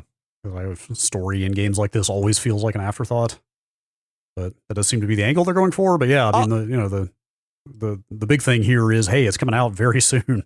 It's coming out super soon after it got delayed, like not exactly last minute, but pretty close to last minute because it was supposed to be out last September, and it was not. I don't remember when they delayed it, but it wasn't too far off from that. Yeah, I don't remember the exact dates. So like September to March is, that's a decent delay, but it's not like a rework the entire game delay. So or like suddenly add more narrative. Right. Or like totally overhaul the way the missions work. I mean, there may have been some changes there, but like you're pretty deep into production at that point. So I don't know how much they'll have changed. Anyway, I mean, I'm kind of glad this is just coming out. Like I'm kind of glad to just see what this is and figure out if it's good or not. So along with their trailer, and they've announced all their additions, as you might expect. There's like a bunch of them, or at least 3, which escalates in ferocity of items. Yeah, there's all kinds and probably price. All kinds of currency and weapon skins and whatnot, if you care. But I guess there's a statue edition. There's their physical release edition, or their, at least you're right, I should say statue edition that probably has a game code inside of it. They also, this just stood out to me. They put a giant portion of their announcement dedicated to the voice cast in this game. Yeah, which is it's near the top. I really feel like they're trying to hit this game has a story in it. For better or worse, I recognize some names on the voice cast, but I'm not the one who's going to recognize all of the voice actors here. But you guys correct me if I'm wrong. This is not a celebrity Hollywood voice cast. These seem like voice actors. No, these are working actors, but I recognize quite a few of these: Roger Clark, Dave Fennoy, Elias Tufexis, Neil Rubin, Ben Starr. There's just quite a few accomplished. All the stars are here. But also, how many classes are in this game? Isn't it 4? As of the alpha, I think it was 4 playable classes, which presumably means 4 voices. Well, so, I think all the contract vendors. Well, that's what I mean. Yeah. Like you have to try to figure out where are these other 2 to 3 dozen voice actors going to show up in the game, and if it's probably mostly like radio communication, voiceover, mission, text, briefing type stuff. I don't know. Again, their text here really wants you to quote discover Marathon's DNA, right? Combining world design, gameplay, and discover. Run a black light over the thing. Discover its DNA. Don't do that. Discoverable narrative to build a rich living world. We'll see. I'm curious. Yeah, if I'm going to give the benefit of the doubt to a first person shooter developer to hit it with some narrative, it's Bungie. Like they're the ones that they've earned it. We'll see. Like the fun, goofy stuff in Destiny 2. Go for it. Yeah, this is just such a different kind of game, though. Sell me. This is such a more like hardcore mission based. It's a literal extraction shooter. So I don't know. We'll see. Maybe there's a hub. Maybe there's some kind of Destiny hub. Maybe they are. I don't know. I wait to be convinced, I guess. As you collect the colony's lost audio and text logs, stumble across cryptic graffiti, dig into abandoned colony systems, and aid factions in pursuit of their various goals. They really are not just like hot action, shooting action. They are very much going for there is some story here. So they're trying to sell me on it. March 5th, right around the corner, coming out on pretty much everything. Pre-order now. I'm seeing if there's a pre-order edition. There's probably something you get, right? Probably get some. Give me a Destiny skin. Pre-ordering marathon grants you access to additional rewards, including weapons, cosmetics, a background for marathon at launch, rewards for Destiny 2 linked to your Bungie account. Good luck, Sony. Yeah. Sony. No. Good luck, Bungie. Good luck, Bungie. And good luck, Sony. Sony. All right. That is March 5th. Oh, I was going to bring up during this, because I think, Brad, you brought it up during the Planorama. I don't know if you saw the kind of floating around tidbit about Highguard, the upcoming release from the makers of such games as Titanfall. Yeah, apparently there's like more Respawn people on that team than I realized. I don't remember where I saw this, but it's like significant double-digit numbers of people that really from Respawn apparently working on that game.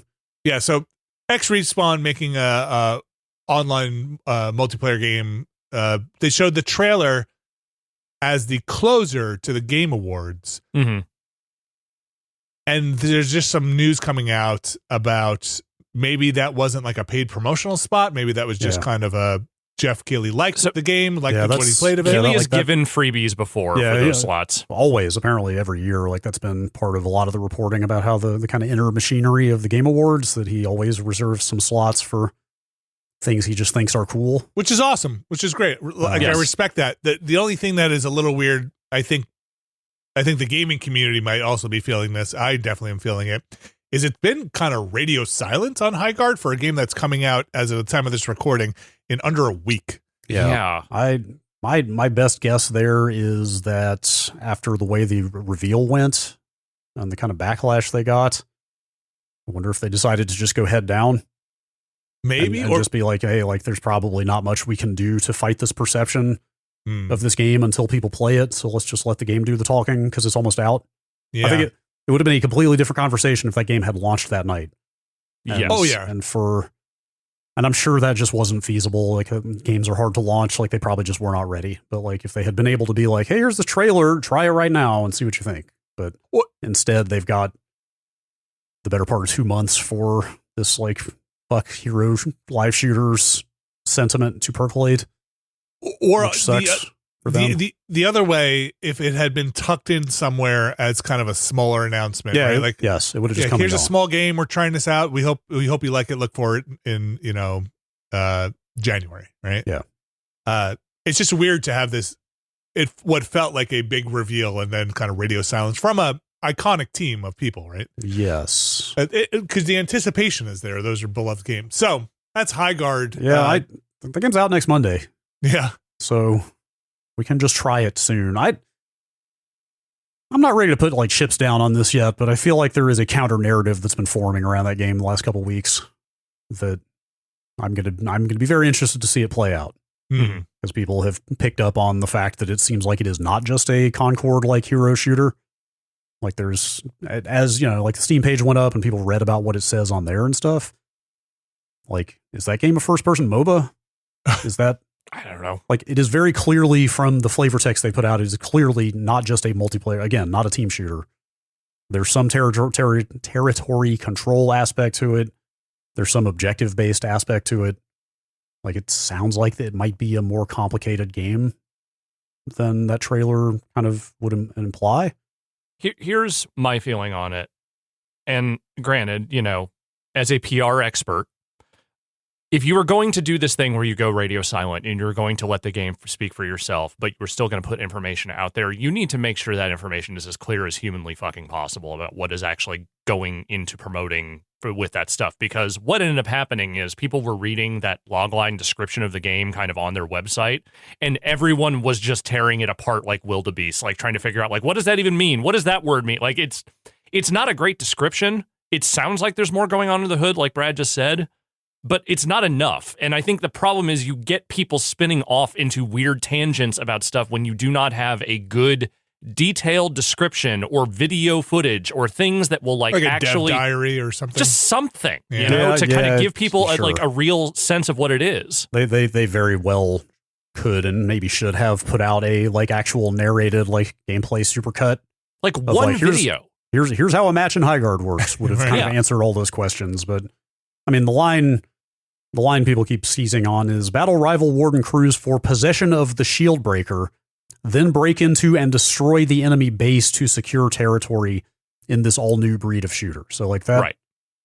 That almost sounds like it's getting into more of like Return to Castle Wolfenstein type multiplayer territory, of like, or enemy territory type stuff of like there are actual bases here. There are objectives to pursue. Like this is going to be more of a push-pull territory control kind of game and not just again, team shooter, just rack up a high score. Right, sort of not thing. just Apex Legends again. Right. Or really not just like Overwatch. Of course, I guess Overwatch does have some objective-based stuff, but I don't know. I'm allowing for the possibility that there is more to this than meets the eye. The game might be totally fine. Like this is not me trying to like say this game has nothing going on because I have no fucking idea. It's just that you are letting people run wild with the narrative about your game before they actually know anything about it. And I think there are ways you could have mitigated that before launching it. Okay, I'm watching footage of, whatever. We don't need to talk this much about Highguard. Yeah. It'll be out soon enough. There's like a giant tank battering ram thing emerging from a portal and like busting down the enemy base. I don't know. There might be some interesting mechanics to this. But again, I think the reason I wanted to bring it up, and specifically with Marathon and talking about their release date, is this got a very was put into the public eye in a very high profile way, maybe the most high profile way. And it's just unusual to then have radio silence. Because I would say, Brad, the footage you're watching is probably the same footage from the Game Awards. It is that trailer, I believe. Because I don't think they have put anything else out yet. And I thought we'd start getting previews this week, but I don't even think stuff has happened. I mean, granted, it's free to play, so they don't have to make the sale, but you do want people in there. As somebody who went to that Apex Legends reveal event around that whole thing, like if they're running the Apex playbook again, I would guess those previews will hit Monday morning.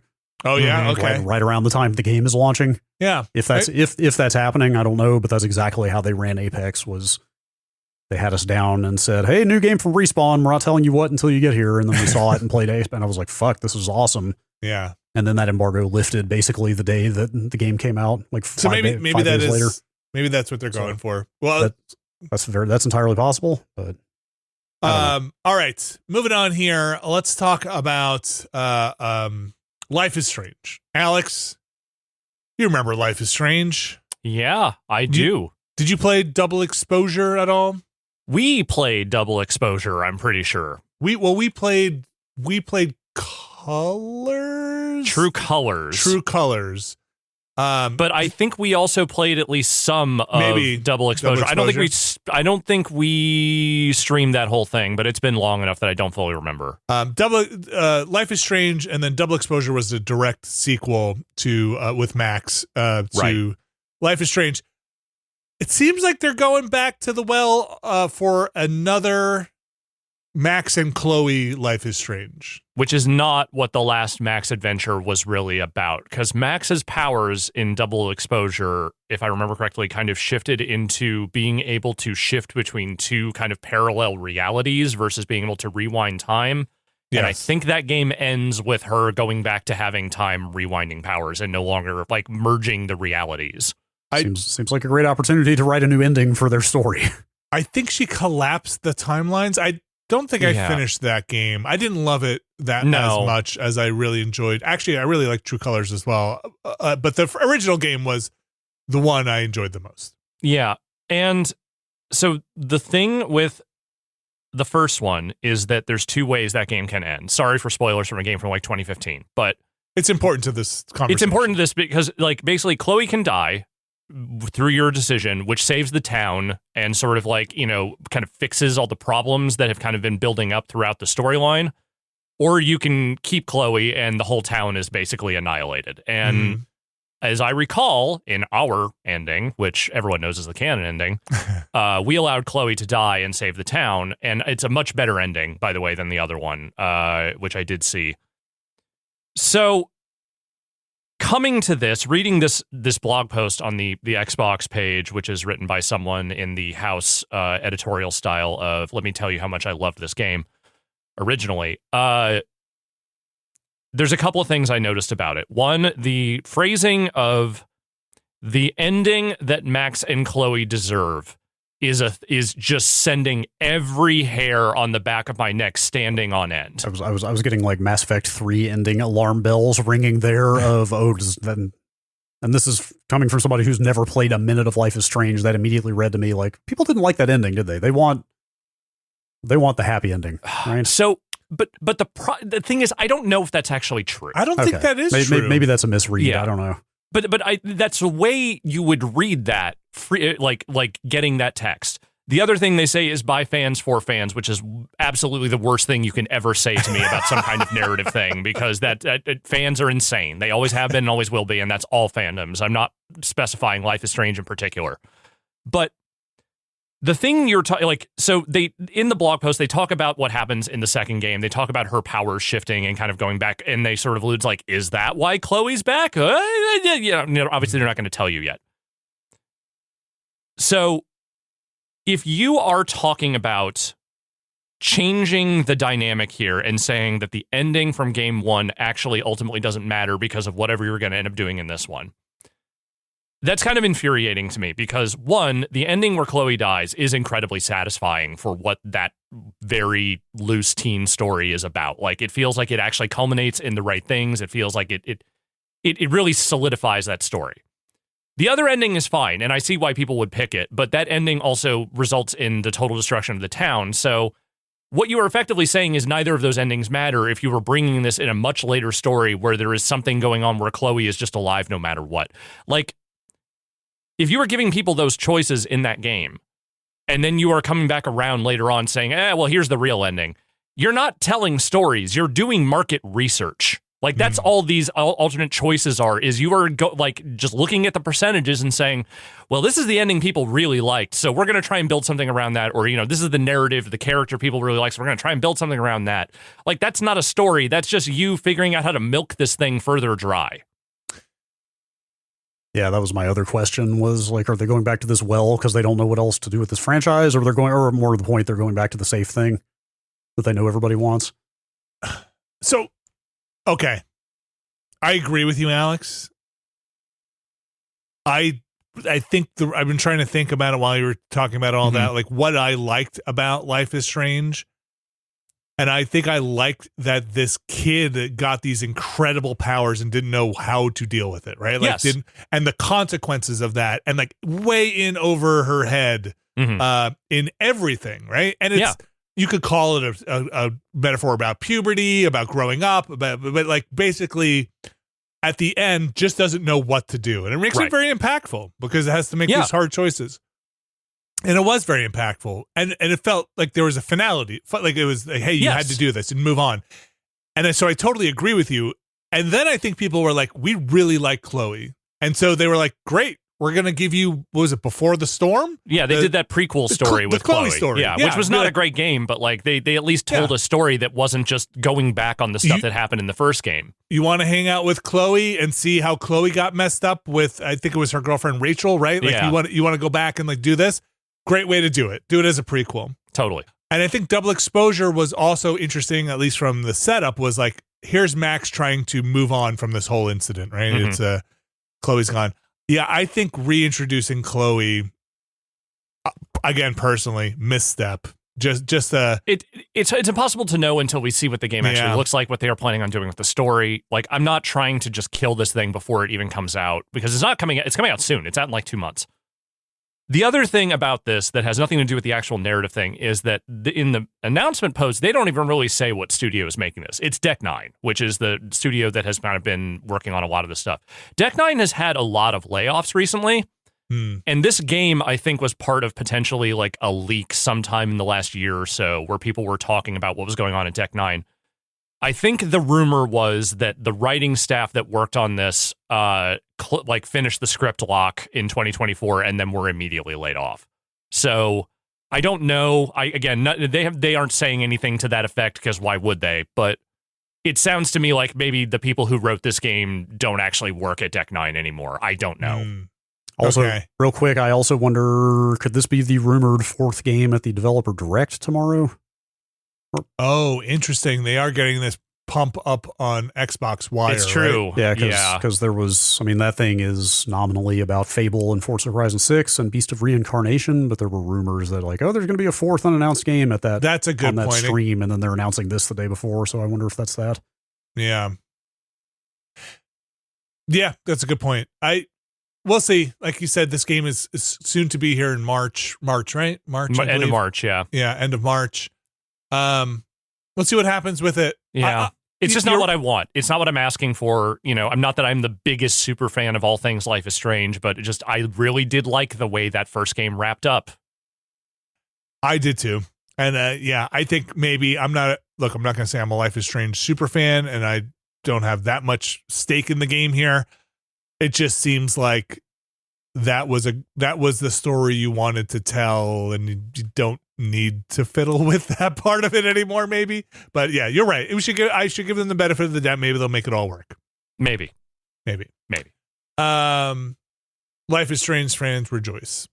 Sound off in the comments. I'm not here to tell you how to live your life. Yeah. You know what I am a super fan of, though? What? Hitman. Yeah. Brad. Yeah. Pretty good game.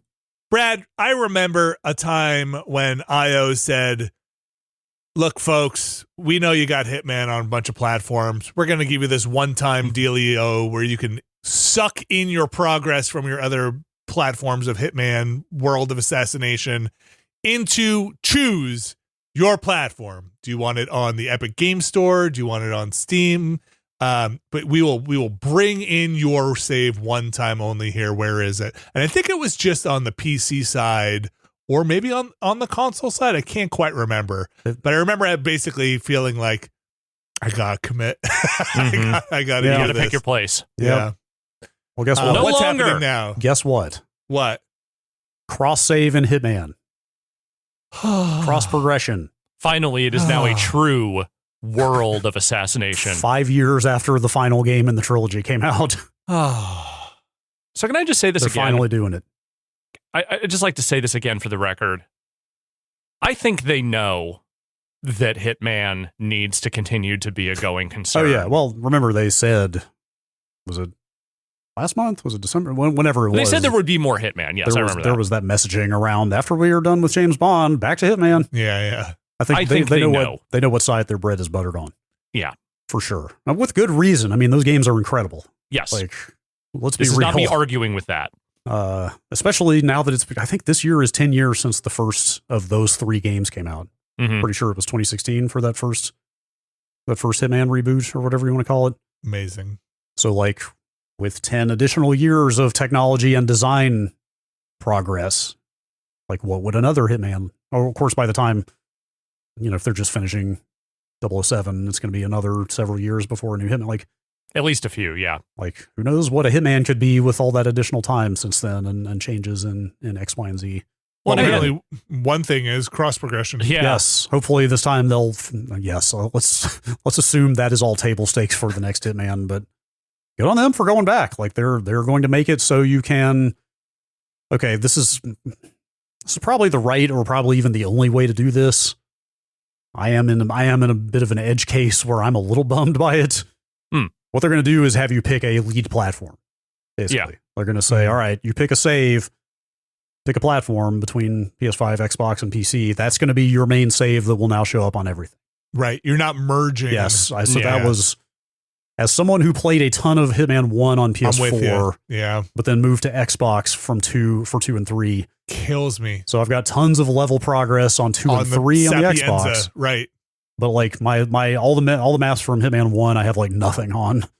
It's like you got all this mastery on those early maps, and now they're just gone. I mean, look, I don't want to bellyache too much here. I'm with you. It's the same thing with me. It's rad that they're going back and doing this at all, but I would love it if they just looked map by map and just took your highest progress, which they surely have plenty of insight into. Like, it's all connected to those are always online games from day one. Like, they definitely have insight into where you're at on every map, on every platform. Like, I would love it if they just took your highest level progress across every version you own and merge that together. Yeah. That's not happening. You're not, thankfully though, at least you're not abolishing those old saves. It sounds like, what does it do? Like cross progression, as I understand the way they wrote this, is something you can flip on and off at will. Oh, I didn't realize that. Okay. You can basically have it on and then you're using the same save across all versions, but you can also turn it back off if you want to access local. Yeah. If you want to access, like, in my case, if I wanted to access my PS4 save for some reason, it had all those first game maps leveled up, you can do that.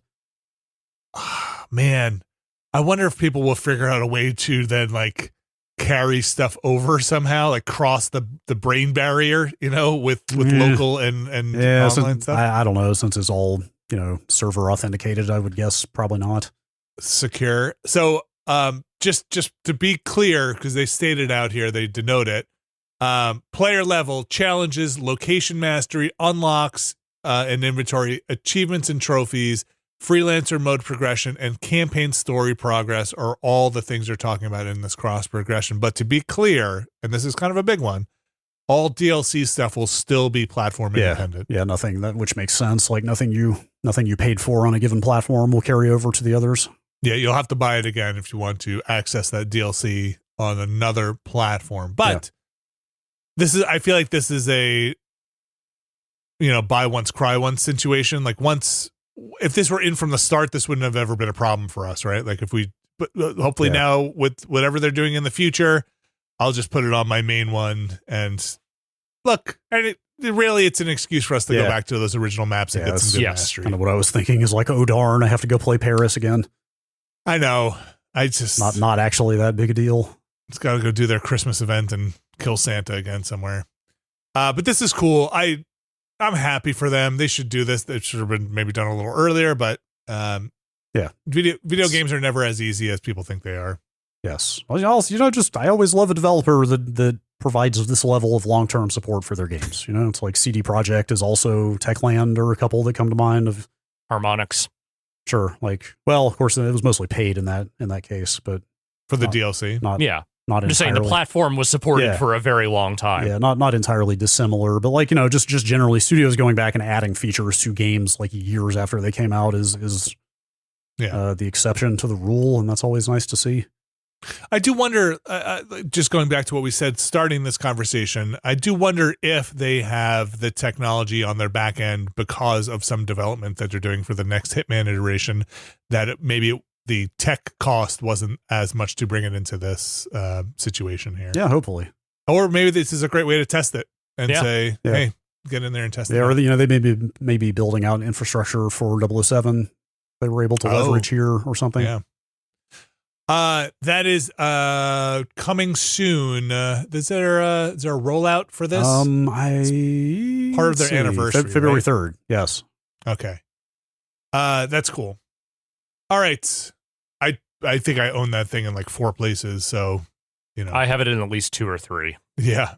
Back before it was a world of assassination, they just had a couple of disparate games. Mm-hmm. Finally here, I think this is, I'm going to just scroll. I think this is our last story here. Finally, a bit of more lighthearted news, but you remember, how could you forget? Doug Bowser. Remember Doug Bowser? How could I forget? Of Nintendo. Was he COO? No, president. I think president is the title, and head of NOA. Okay. Nintendo. Doug Bowser. Great match made in heaven. He left not that long ago, last year maybe. Oh, wait, I'm sorry. It was president and COO is the official title. President also just sounds like a thing that NOA would just have, like a yes. Howard Lincoln, president. Guess where he wound up? Yo, Joe. Uh-huh. He is now on the board at Hasbro. No. He's at the board at Hasbro. Yeah. He's gone to the board at Hasbro. I brought this up because we have just been doing Transformers and and G.I. Joe, two big Hasbro properties for the Watchcast. Moving on to Mattel next. I think Hasbro owns Mattel. I don't All right, there you go. They probably do. Yeah. I don't know for sure, but they certainly own Wizards of the Coast. I just found out about that reading about this news, I think. I don't think I knew that. It's come up quite a bit in the last 5 years. I probably have heard it and just glossed it over or something, but this feels weird to say. I always thought of Wizards of the Coast as like, oh, wow, that's the company big enough to buy TSR. And now Hasbro is the company big enough to buy Wizards, apparently. Yes, your Dungeons and Dragons and Magic the Gathering house. It's weird because they bring Magic the Gathering into D&D stuff. I'm sure it goes the other way, but I wouldn't know. That's it. Doug Bowser joining the board. Is there a Nemesis Enforcer Magic card? Gosh, no. I don't know. I don't follow Magic, so I know they've been doing a lot of brand crossover stuff recently, but I don't know if they've done G.I. Joe or not. But could they do a Cobra Law campaign? Are there purple cards? Probably. Don't ask me anything about Magic. Is purple a category of Magic card? Oh my gosh. Probably I didn't hang out with the Magic kids. I got to be honest with you. Were we too young for Magic? No. Kind of. People were playing Magic when I was in junior high and high school. Yeah, I mean, I don't think I might have been too young. I don't think Magic is age gated in any way. I think anybody could get into it, but I think it got big after we were. That's what I mean. Just in people started playing it in the lunch groups like when I was in 7th and 8th grade. Okay, that was when it really stared catching on. You're just a hair younger than us. It came out toward the end of 93. So by the time I always think of Magic as getting big in the late 90s, mid to late 90s. Yeah, I feel like when I was in the stationery shops, the shops that sold comics and cards and stuff, I was buying Garbage Pail Kids or Garbage Comics. I wasn't Magic the Gathering cards weren't the sealed packs I was buying at the or Upper Deck cards for some reason, because everybody wanted that cool hologram in your baseball cards, so why not? But I would have young Vinny probably would have bought Magic the Gathering cards if they were out there and being sold and everybody were buying them for sure. How much do you think a pack of Magic the Gathering cards costs? Like a current one or an old one? No. You go walk into a store. We all have no idea. Some dollars. $5? Under $10? I started to say $5, but that sounds woefully naive to me these days. Yeah, I'm probably right. You're probably 100% right that is way off. It's kind of like when the price of cigarettes came up recently. Somebody was like, with taxes and everything, it's like $20 a pound. I was like, what the fucking fuck are you talking about? If you told me that a pack of Magic cards is $20, it would not totally shock me. You still got coming at some threshold, right? Okay, here's an MTG Ether Drift Play Booster Pack, $6.95. Okay, that sounds about right. It looks like starter decks are more like between 20 and 25. That's a whole deck. Though. That's a whole deck. Yeah. That seems about on par. Yeah. All right. Well, Doug Bowser, you heard our plea. Get in there and bring Nemesis Enforcer to Magic the Gathering. Can't do it. I just did the research. There is no purple category of card. It's white, blue, black, red, and green. I mean, he's got some green on him. It's a great opportunity. Yeah, to expand. Bring back purple. Just gonna say Doug Bowser and Bowser and Transformer it just doesn't fit as well as it did at Nintendo. Doug. Yeah. That's not as funny. Sorry, and that's how I run my life, okay? What is the most humorous combination? I'm just always fascinated by the dynamic of this is the inevitable fate of every successful business dude in retirement. Board member. To go join some corporate boards. Board member. What are the perks of that? What makes that so appealing? I don't know. I would like to become a billionaire and find out someday. Yeah, I mean, I doubt that he is. We should be clear. He's probably not a billionaire, but yes, you're right. Probably upper millionaire. Well, yeah, because Reggie did the same thing, and I think it's just what people that ascend to this level of business leadership do. Well, so So my dad has sat on a couple of boards over the years, not anything that high profile or anything like that, but it was after he retired. And my understanding just from talking to him is that it's what people who still want to make decisions about important things do. Yeah, that so is to exactly, keep themselves busy. Yes, that is exactly. I mean, because you are actually the highest, or you're part of the highest authority of governance of any publicly traded company. You know, I'm realizing now, and it's kind of shattering my world a little bit, looking at this picture of Doug Bowser and thinking about him on the board of directors of Hasbro. In my mind, when somebody was on a board, it was always basically like Hudsucker Proxy style, big table with giant windows and people in suits with a notepad man with an next incredible desk that just sits at the head of the power. Yes, exactly. You have a little notepad with a pen and like a nice glass bottle of water, and those are board meetings. It's probably all just fucking Zoom calls, and it's just sitting there on a Zoom call and talking, and probably, once in a while getting together. I bet there's a fair amount of like golf and nice but lunches and stuff, like front-facing like charity stuff and whatnot. I mean, I bet it really is just a good way to maintain influence and prestige once you're no longer running an actual company. Exactly. But I bet there's fewer pinstripe suits and cigars at the board meetings than I imagine, and fewer people running along the table trying to launch themselves out of the window. It's the ex-CEO version of going to rock and roll fantasy camp. Sure. You get to live the dream for a little bit, even though you actually have only a certain amount of authority. Look, board of director sounds all right. Yeah, no, I mean, it's to be clear, it is the entity that the CEO is answerable to.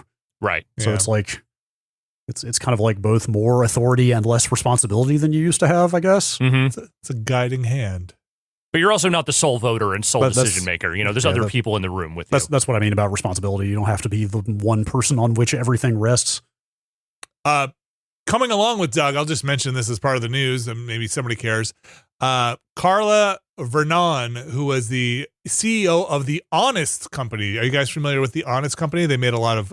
We have a lot of Honest products. They made baby goods that we got a lot of. Take your word for it. Yeah. We had a lot of Honest diapers and stuff like that. So I wouldn't think you would be dishonest about that. Maybe they would though. Now it Hasbro. So I don't know.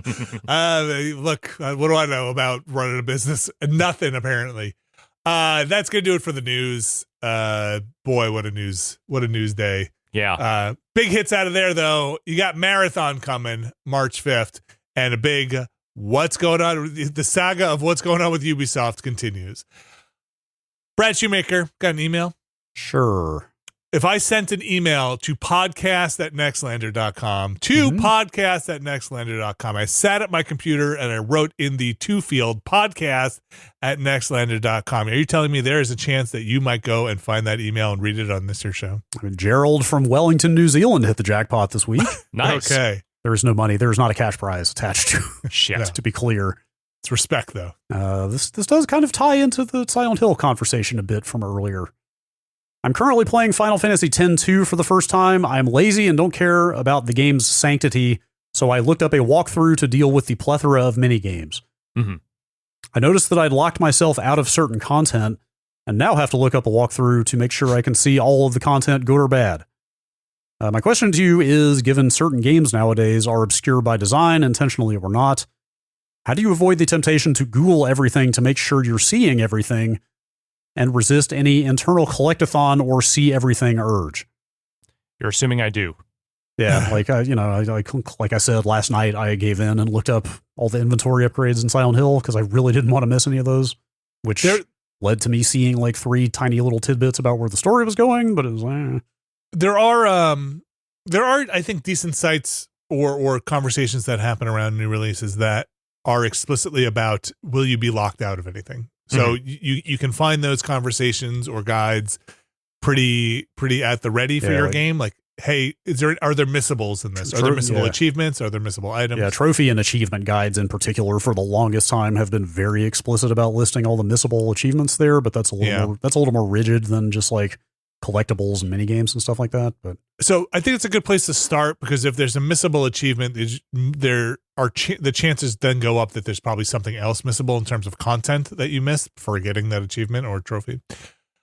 I usually, depending on the game, if it's a big RPG, probably about halfway to 3/4 in, once I've gotten the full party or whatever it is, we'll then kind of look up builds and best weapons and gear, and starting as I feel like I'm approaching nearer the end, I will be like, all right, I'm only playing this thing. I'm only putting my 75 hours into this once. What am I doing?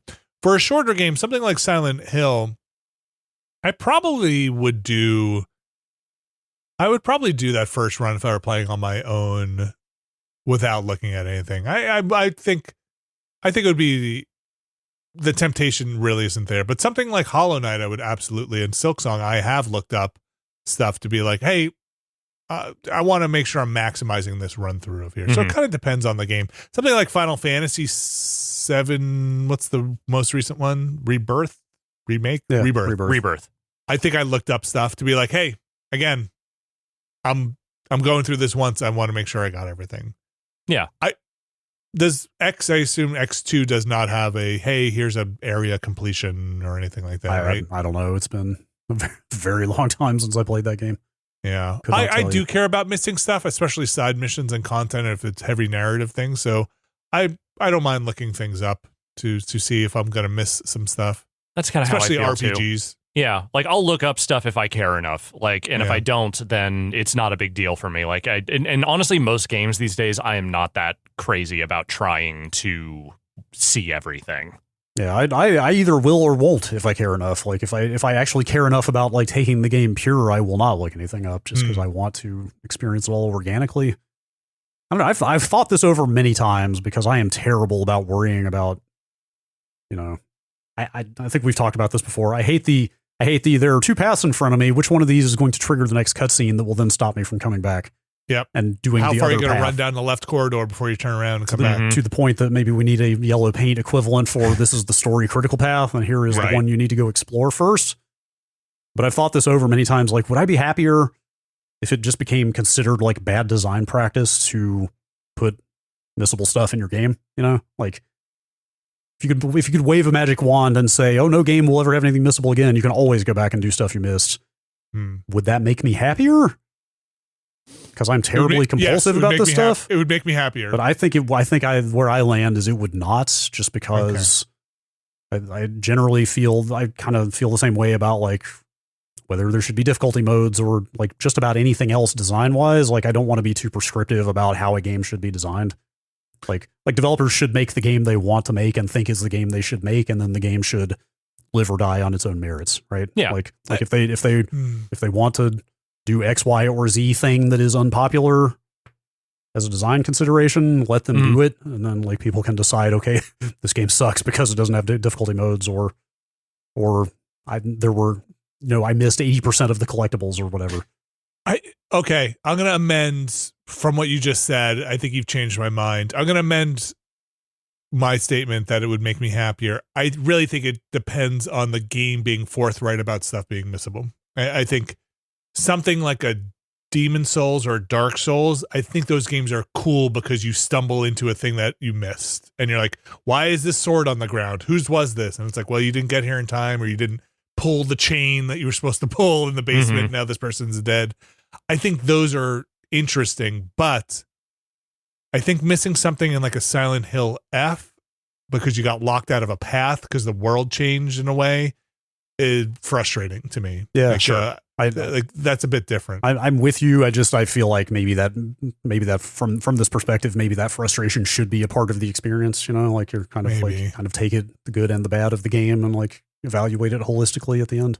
Like I don't need to miss a scan in freaking Metroid Prime 4 and miss getting all because I didn't scan this one little critter. Like that stinks. That stinks. Design yourself a zoo where all the critters are, and you could like. Go in there or something later on. What if the developer wants you to feel the frustration of having missed something? Then that's fine to a point. Yeah. I mean, look, that is basically like Demon Souls and Dark Souls, right? Maybe Bloodborne to an extent. I didn't play enough Bloodborne. You're going to get to this place and you can't get this thing now. It's forever locked out on this playthrough. Unless you have a guide, right, or assembled into this. As an extreme example. Yeah, I don't know. RPGs, I don't want to miss like a side story. Imagine getting to a thing and you like Mass Effect 2. You're going to miss some side story stuff because you didn't go to the right planet. Yeah. I'm with you. I do like that a lot of games now try to work in. I appreciate when they work into their narrative. Hey, man, looks like we're not coming back. You sure you want to go to this next part of the game? Yep. Instead of just the screen that says, you've reached a point of no return, you should save. Yeah. I don't mind it. But But if they are like ideologically opposed to putting something like that in their game, I think they should be free to not put that in there. Agreed. I'll tell you the worst part of that. The middle ground, which stinks. My son was playing. Oh no, it was my daughter was playing Epic Mickey. I think it just came on remastered or whatever. It came on the PlayStation Plus account. And then she got to the end and she's like, I think I did all the missions I want to do. I completed everything. And as you're about to leave, your guide in the game is like, are you sure you want to leave? There might be missions you didn't do. And then she's like, there's nothing in my log. I did everything. Wait, are there more missions? And I was like, I don't know. I don't know. He could just say that. He could just say that because they're not tracking whether you have stuff to do or not. And that's infuriating. Hey, do you want to leave? There might be stuff you didn't find. Wait, did I not find everything? What a way to find out. I don't know. Did you not find everything? That stinks. Yes, I agree. Thing. That's annoying as hell. Just don't say anything or just say like, you found everything. You're so good. You're so good. Anyway, Brad, what's the next email? Please tell me I'm good. You're good. You're a good boy. Dr. Capsaicin writes in. Oh. I can finally contribute. While listening to the first Ramblecast of the year, Vinny mentioned buying a radiation detector. I did. Well, I teach university level physics and my PhD is in nuclear chemistry, so I have things to share. Oh, okay. I love it. I think this is at some point the radioactive banana thing was brought up. Uh-huh. Bananas are radioactive. Actually, almost everything is at some level, even humans. They are high in potassium, and the isotope potassium-40 is a beta emitter that exists in 0.01% of natural potassium. Okay. Combine these, and it is enough to register on a typical radiation monitor above the normal background radiation levels. In fact, in some radiation applications, we have what is called the banana equivalent dose. Okay, how many bananas? Which measures radiation levels comparable to how many equivalent bananas would need to be eaten to reach that level of radiation exposure. The BED. An arm X-ray is roughly equivalent to 10 bananas. That's not so bad. Yeah. Yeah, that's less. I could eat 10 bananas. I could eat 10 bananas. I got some X-rays last week and wondered about that. Like, how irradiated am I getting here? The reason why bananas and many other everyday things that have some level of radioactivity are not a cause for concern is that your normal everyday background radiation exposure is about 100 bananas. Okay, I don't know if I could eat 100 bananas. No, but, not in one sitting. Well, you're getting 100 bananas worth of beta rays every day, apparently. Yeah, so we're saying that basically you're still 100 banana dose of radiation is just your everyday walking around banana dose. Yep. Right. Okay. Huh. There you have it. Oh, is that it? That's it? Okay. All right. Good to know. I need to I wish this meter came in banana doses. I think I just need to figure out. I need to do the conversion there so I can measure things in bananas. I love a banana. Who doesn't love a banana? I don't know. I did not get that thing yet. I don't think it's been constructed. There is a link here to the banana equivalent dose on Wikipedia. Man. Which is apparently it is 0.1 microsievert. 0.1. Okay. 0.1 microsievert is equal to 1 banana. Okay. Did you get that thing yet? No, it hasn't. I don't think it's even shipped. Okay. Like I said, it was like we're putting these together in my garage kind of thing. Mm-hmm. I just want to hear what it sounds like. I know. I'll hold it up to the mic at some point. All right. Want to do another one, or we're good to move on? What's your banana dose? How many more bananas you got for me? Jeremiah in Modesto said, what is the best looking video game console? What is the worst looking video game console? We've had to have approached this before. Have because if it has, it's been long enough that I don't remember what we said. So let's go with it. PS5 is the worst. What is the worst? PS5 is the worst. Worst looking console? I hate the design of that thing. It's in the running for worst. I would agree with that. Vertically, it's okay, but also who has the space to... I mean, I guess some people put it behind their TV or something, but I don't. Mine's vertical. It's on the floor. I don't have the space to put it vertically, and yeah. I think like horizontal lying flat is the default console orientation anyway, and in that sense, that thing looks like shit.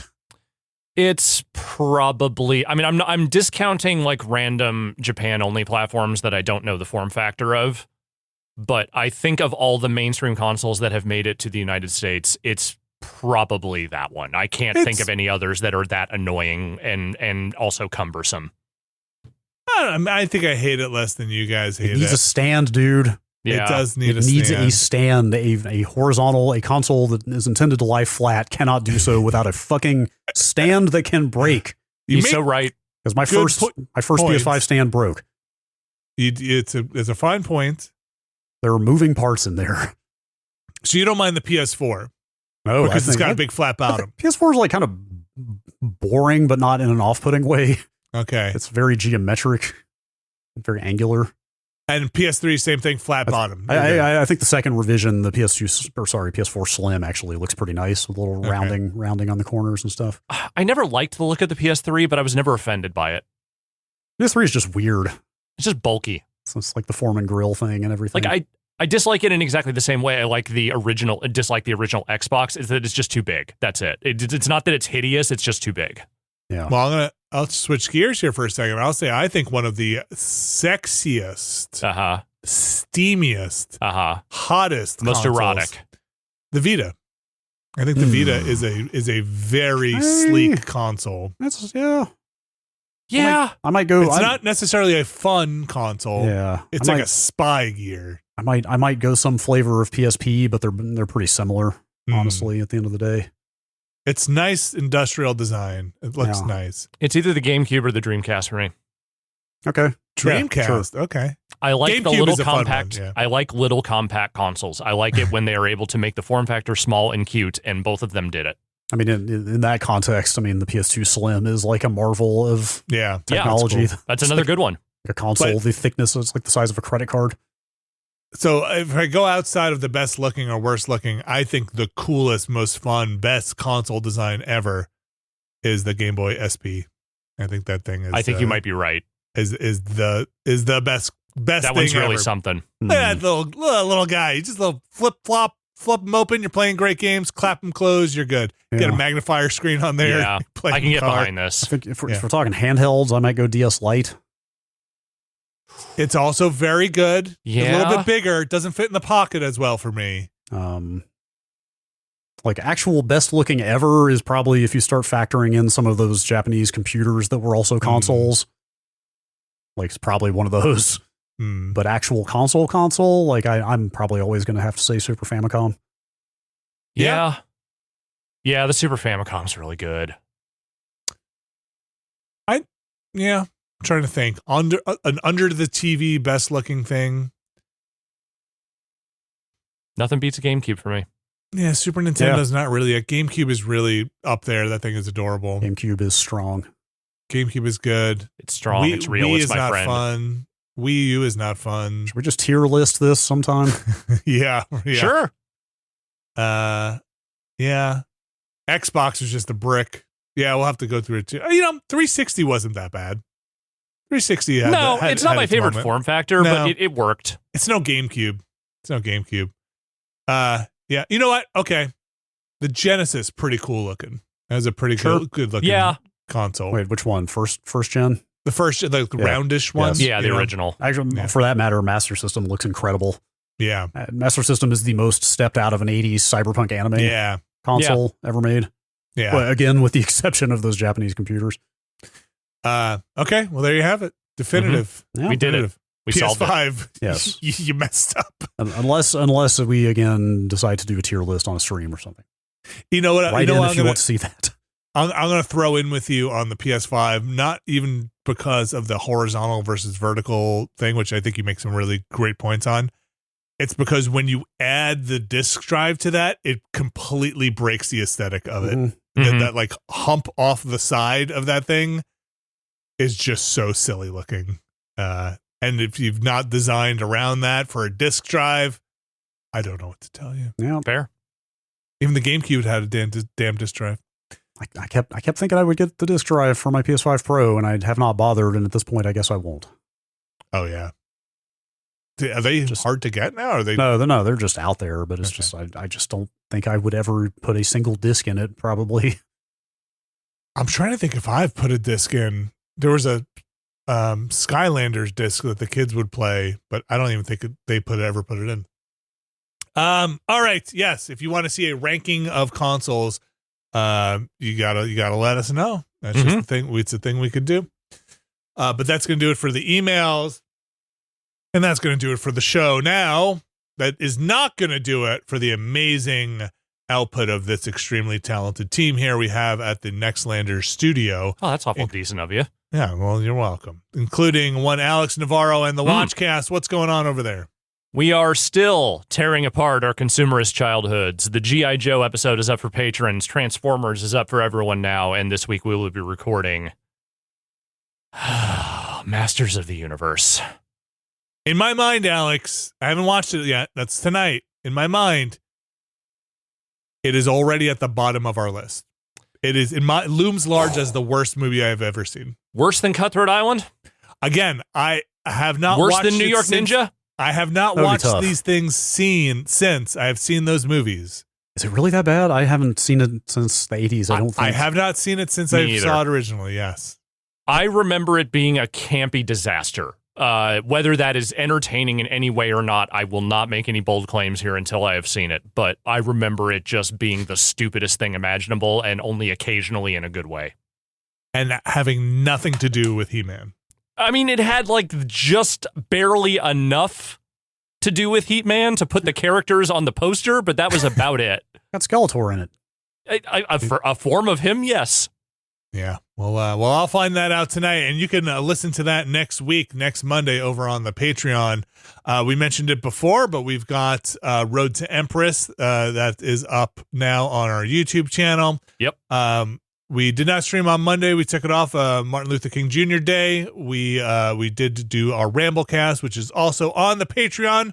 We recorded a Never Been a Better podcast, which should be up on the Patreon next week.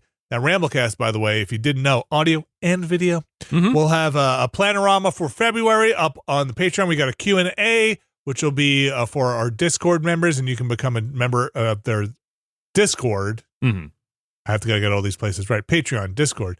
By going over to the Patreon, let me just tell you this: voted #1 Discord by me. It's and you only get one vote, so it's not like you and can I just only spread this around. No, this is a big award. This is a big honor. It's a great place. You should go check it out, hang out there, chit chat, talking to folks about board games there just the other day. Good conversations happening over in the Discord. All of this can be yours by just heading over to patreon.com/Nextlander. Treat yourself. Do it. You've earned it. It's rough out there. Go treat yourself. Do a little something. Patreon.com/Nextlander. You can find a tier that is right for you. But there is one tier there that gets their names read on this here show, and it is the Mysterious Benefactors tier. And I'm going to read those names for you right now. Starting with, I live in Minneapolis and am running out of good vibes to send. Shout out to all our friends living in the Twin Cities. Indeed. Alpha Rhythm, Nextlander.net, it's .com, David L, Kelly F, Brian Lucier, Skywarp, Jason Grimm, John Hubbard, Thordreen, Evan Cook, Jerry Lee, Deidre Looking in the Mirror, respectfully, Pugtato, Pugtato. We'll go with it. Why are you doing this to me? The Bungali, the Bungile, the Bungile, Jad Rita, Statics, Brian Murphy, Randy Duax, Randy Alderson, Andrew Tiebkin, Alex Wu, It's Me JP, Edward Chick, Andrew Slosky, Steve Lynn, Matthew Herrig, David Campos, and Tyler Treese. Thanks again to all our mysterious benefactors for this week. Thanks again to all of our patrons out there keeping us going. Like I said, like I mentioned, it is not the easiest time out there for a lot of folks. So we thank you for your support out there for us, giving us the opportunity not only to get together and make this content, but to be able to do this with a great community. Yes. So we appreciate it. And I do honestly, our Discord, love hanging out there, love talking to folks. Yeah. That's not just because it's part of our business. I think we do have a great group of folks there. Agreed. Very chill. Very chill and very knowledgeable. And thoughtful. You never know what's going to come up there. And very thoughtful. And especially, I'll take this We're not moment. just glazing you. We know we could be, but we're not. It's a thing we talk about offline every now and again. We still remark to ourselves almost 5 years later. It's like, man, we have a pretty good community. You know how antisocial we are. Yeah, deeply. Intensely. And thanks to our moderators, too, for keeping it the best community out there. But that is going to do it for our show this week. Like I mentioned, we have all that stuff going on. You can catch it all coming up this week, or if you missed it, go watch the archives. This Friday, I think we're going into some G.I. Joe games. I think we're going to try and scoop up some games. Yeah, it was fun with Transformers. Yeah. It's always fun there's to some just stuff to choose from. checking out not just old games, but what do you want to call it? Like the whole sort of continuum of Transformers games, all the way from the C64 and NES up through the PS4. Not exhaustive, but no, but kind of a good collection, like a history of.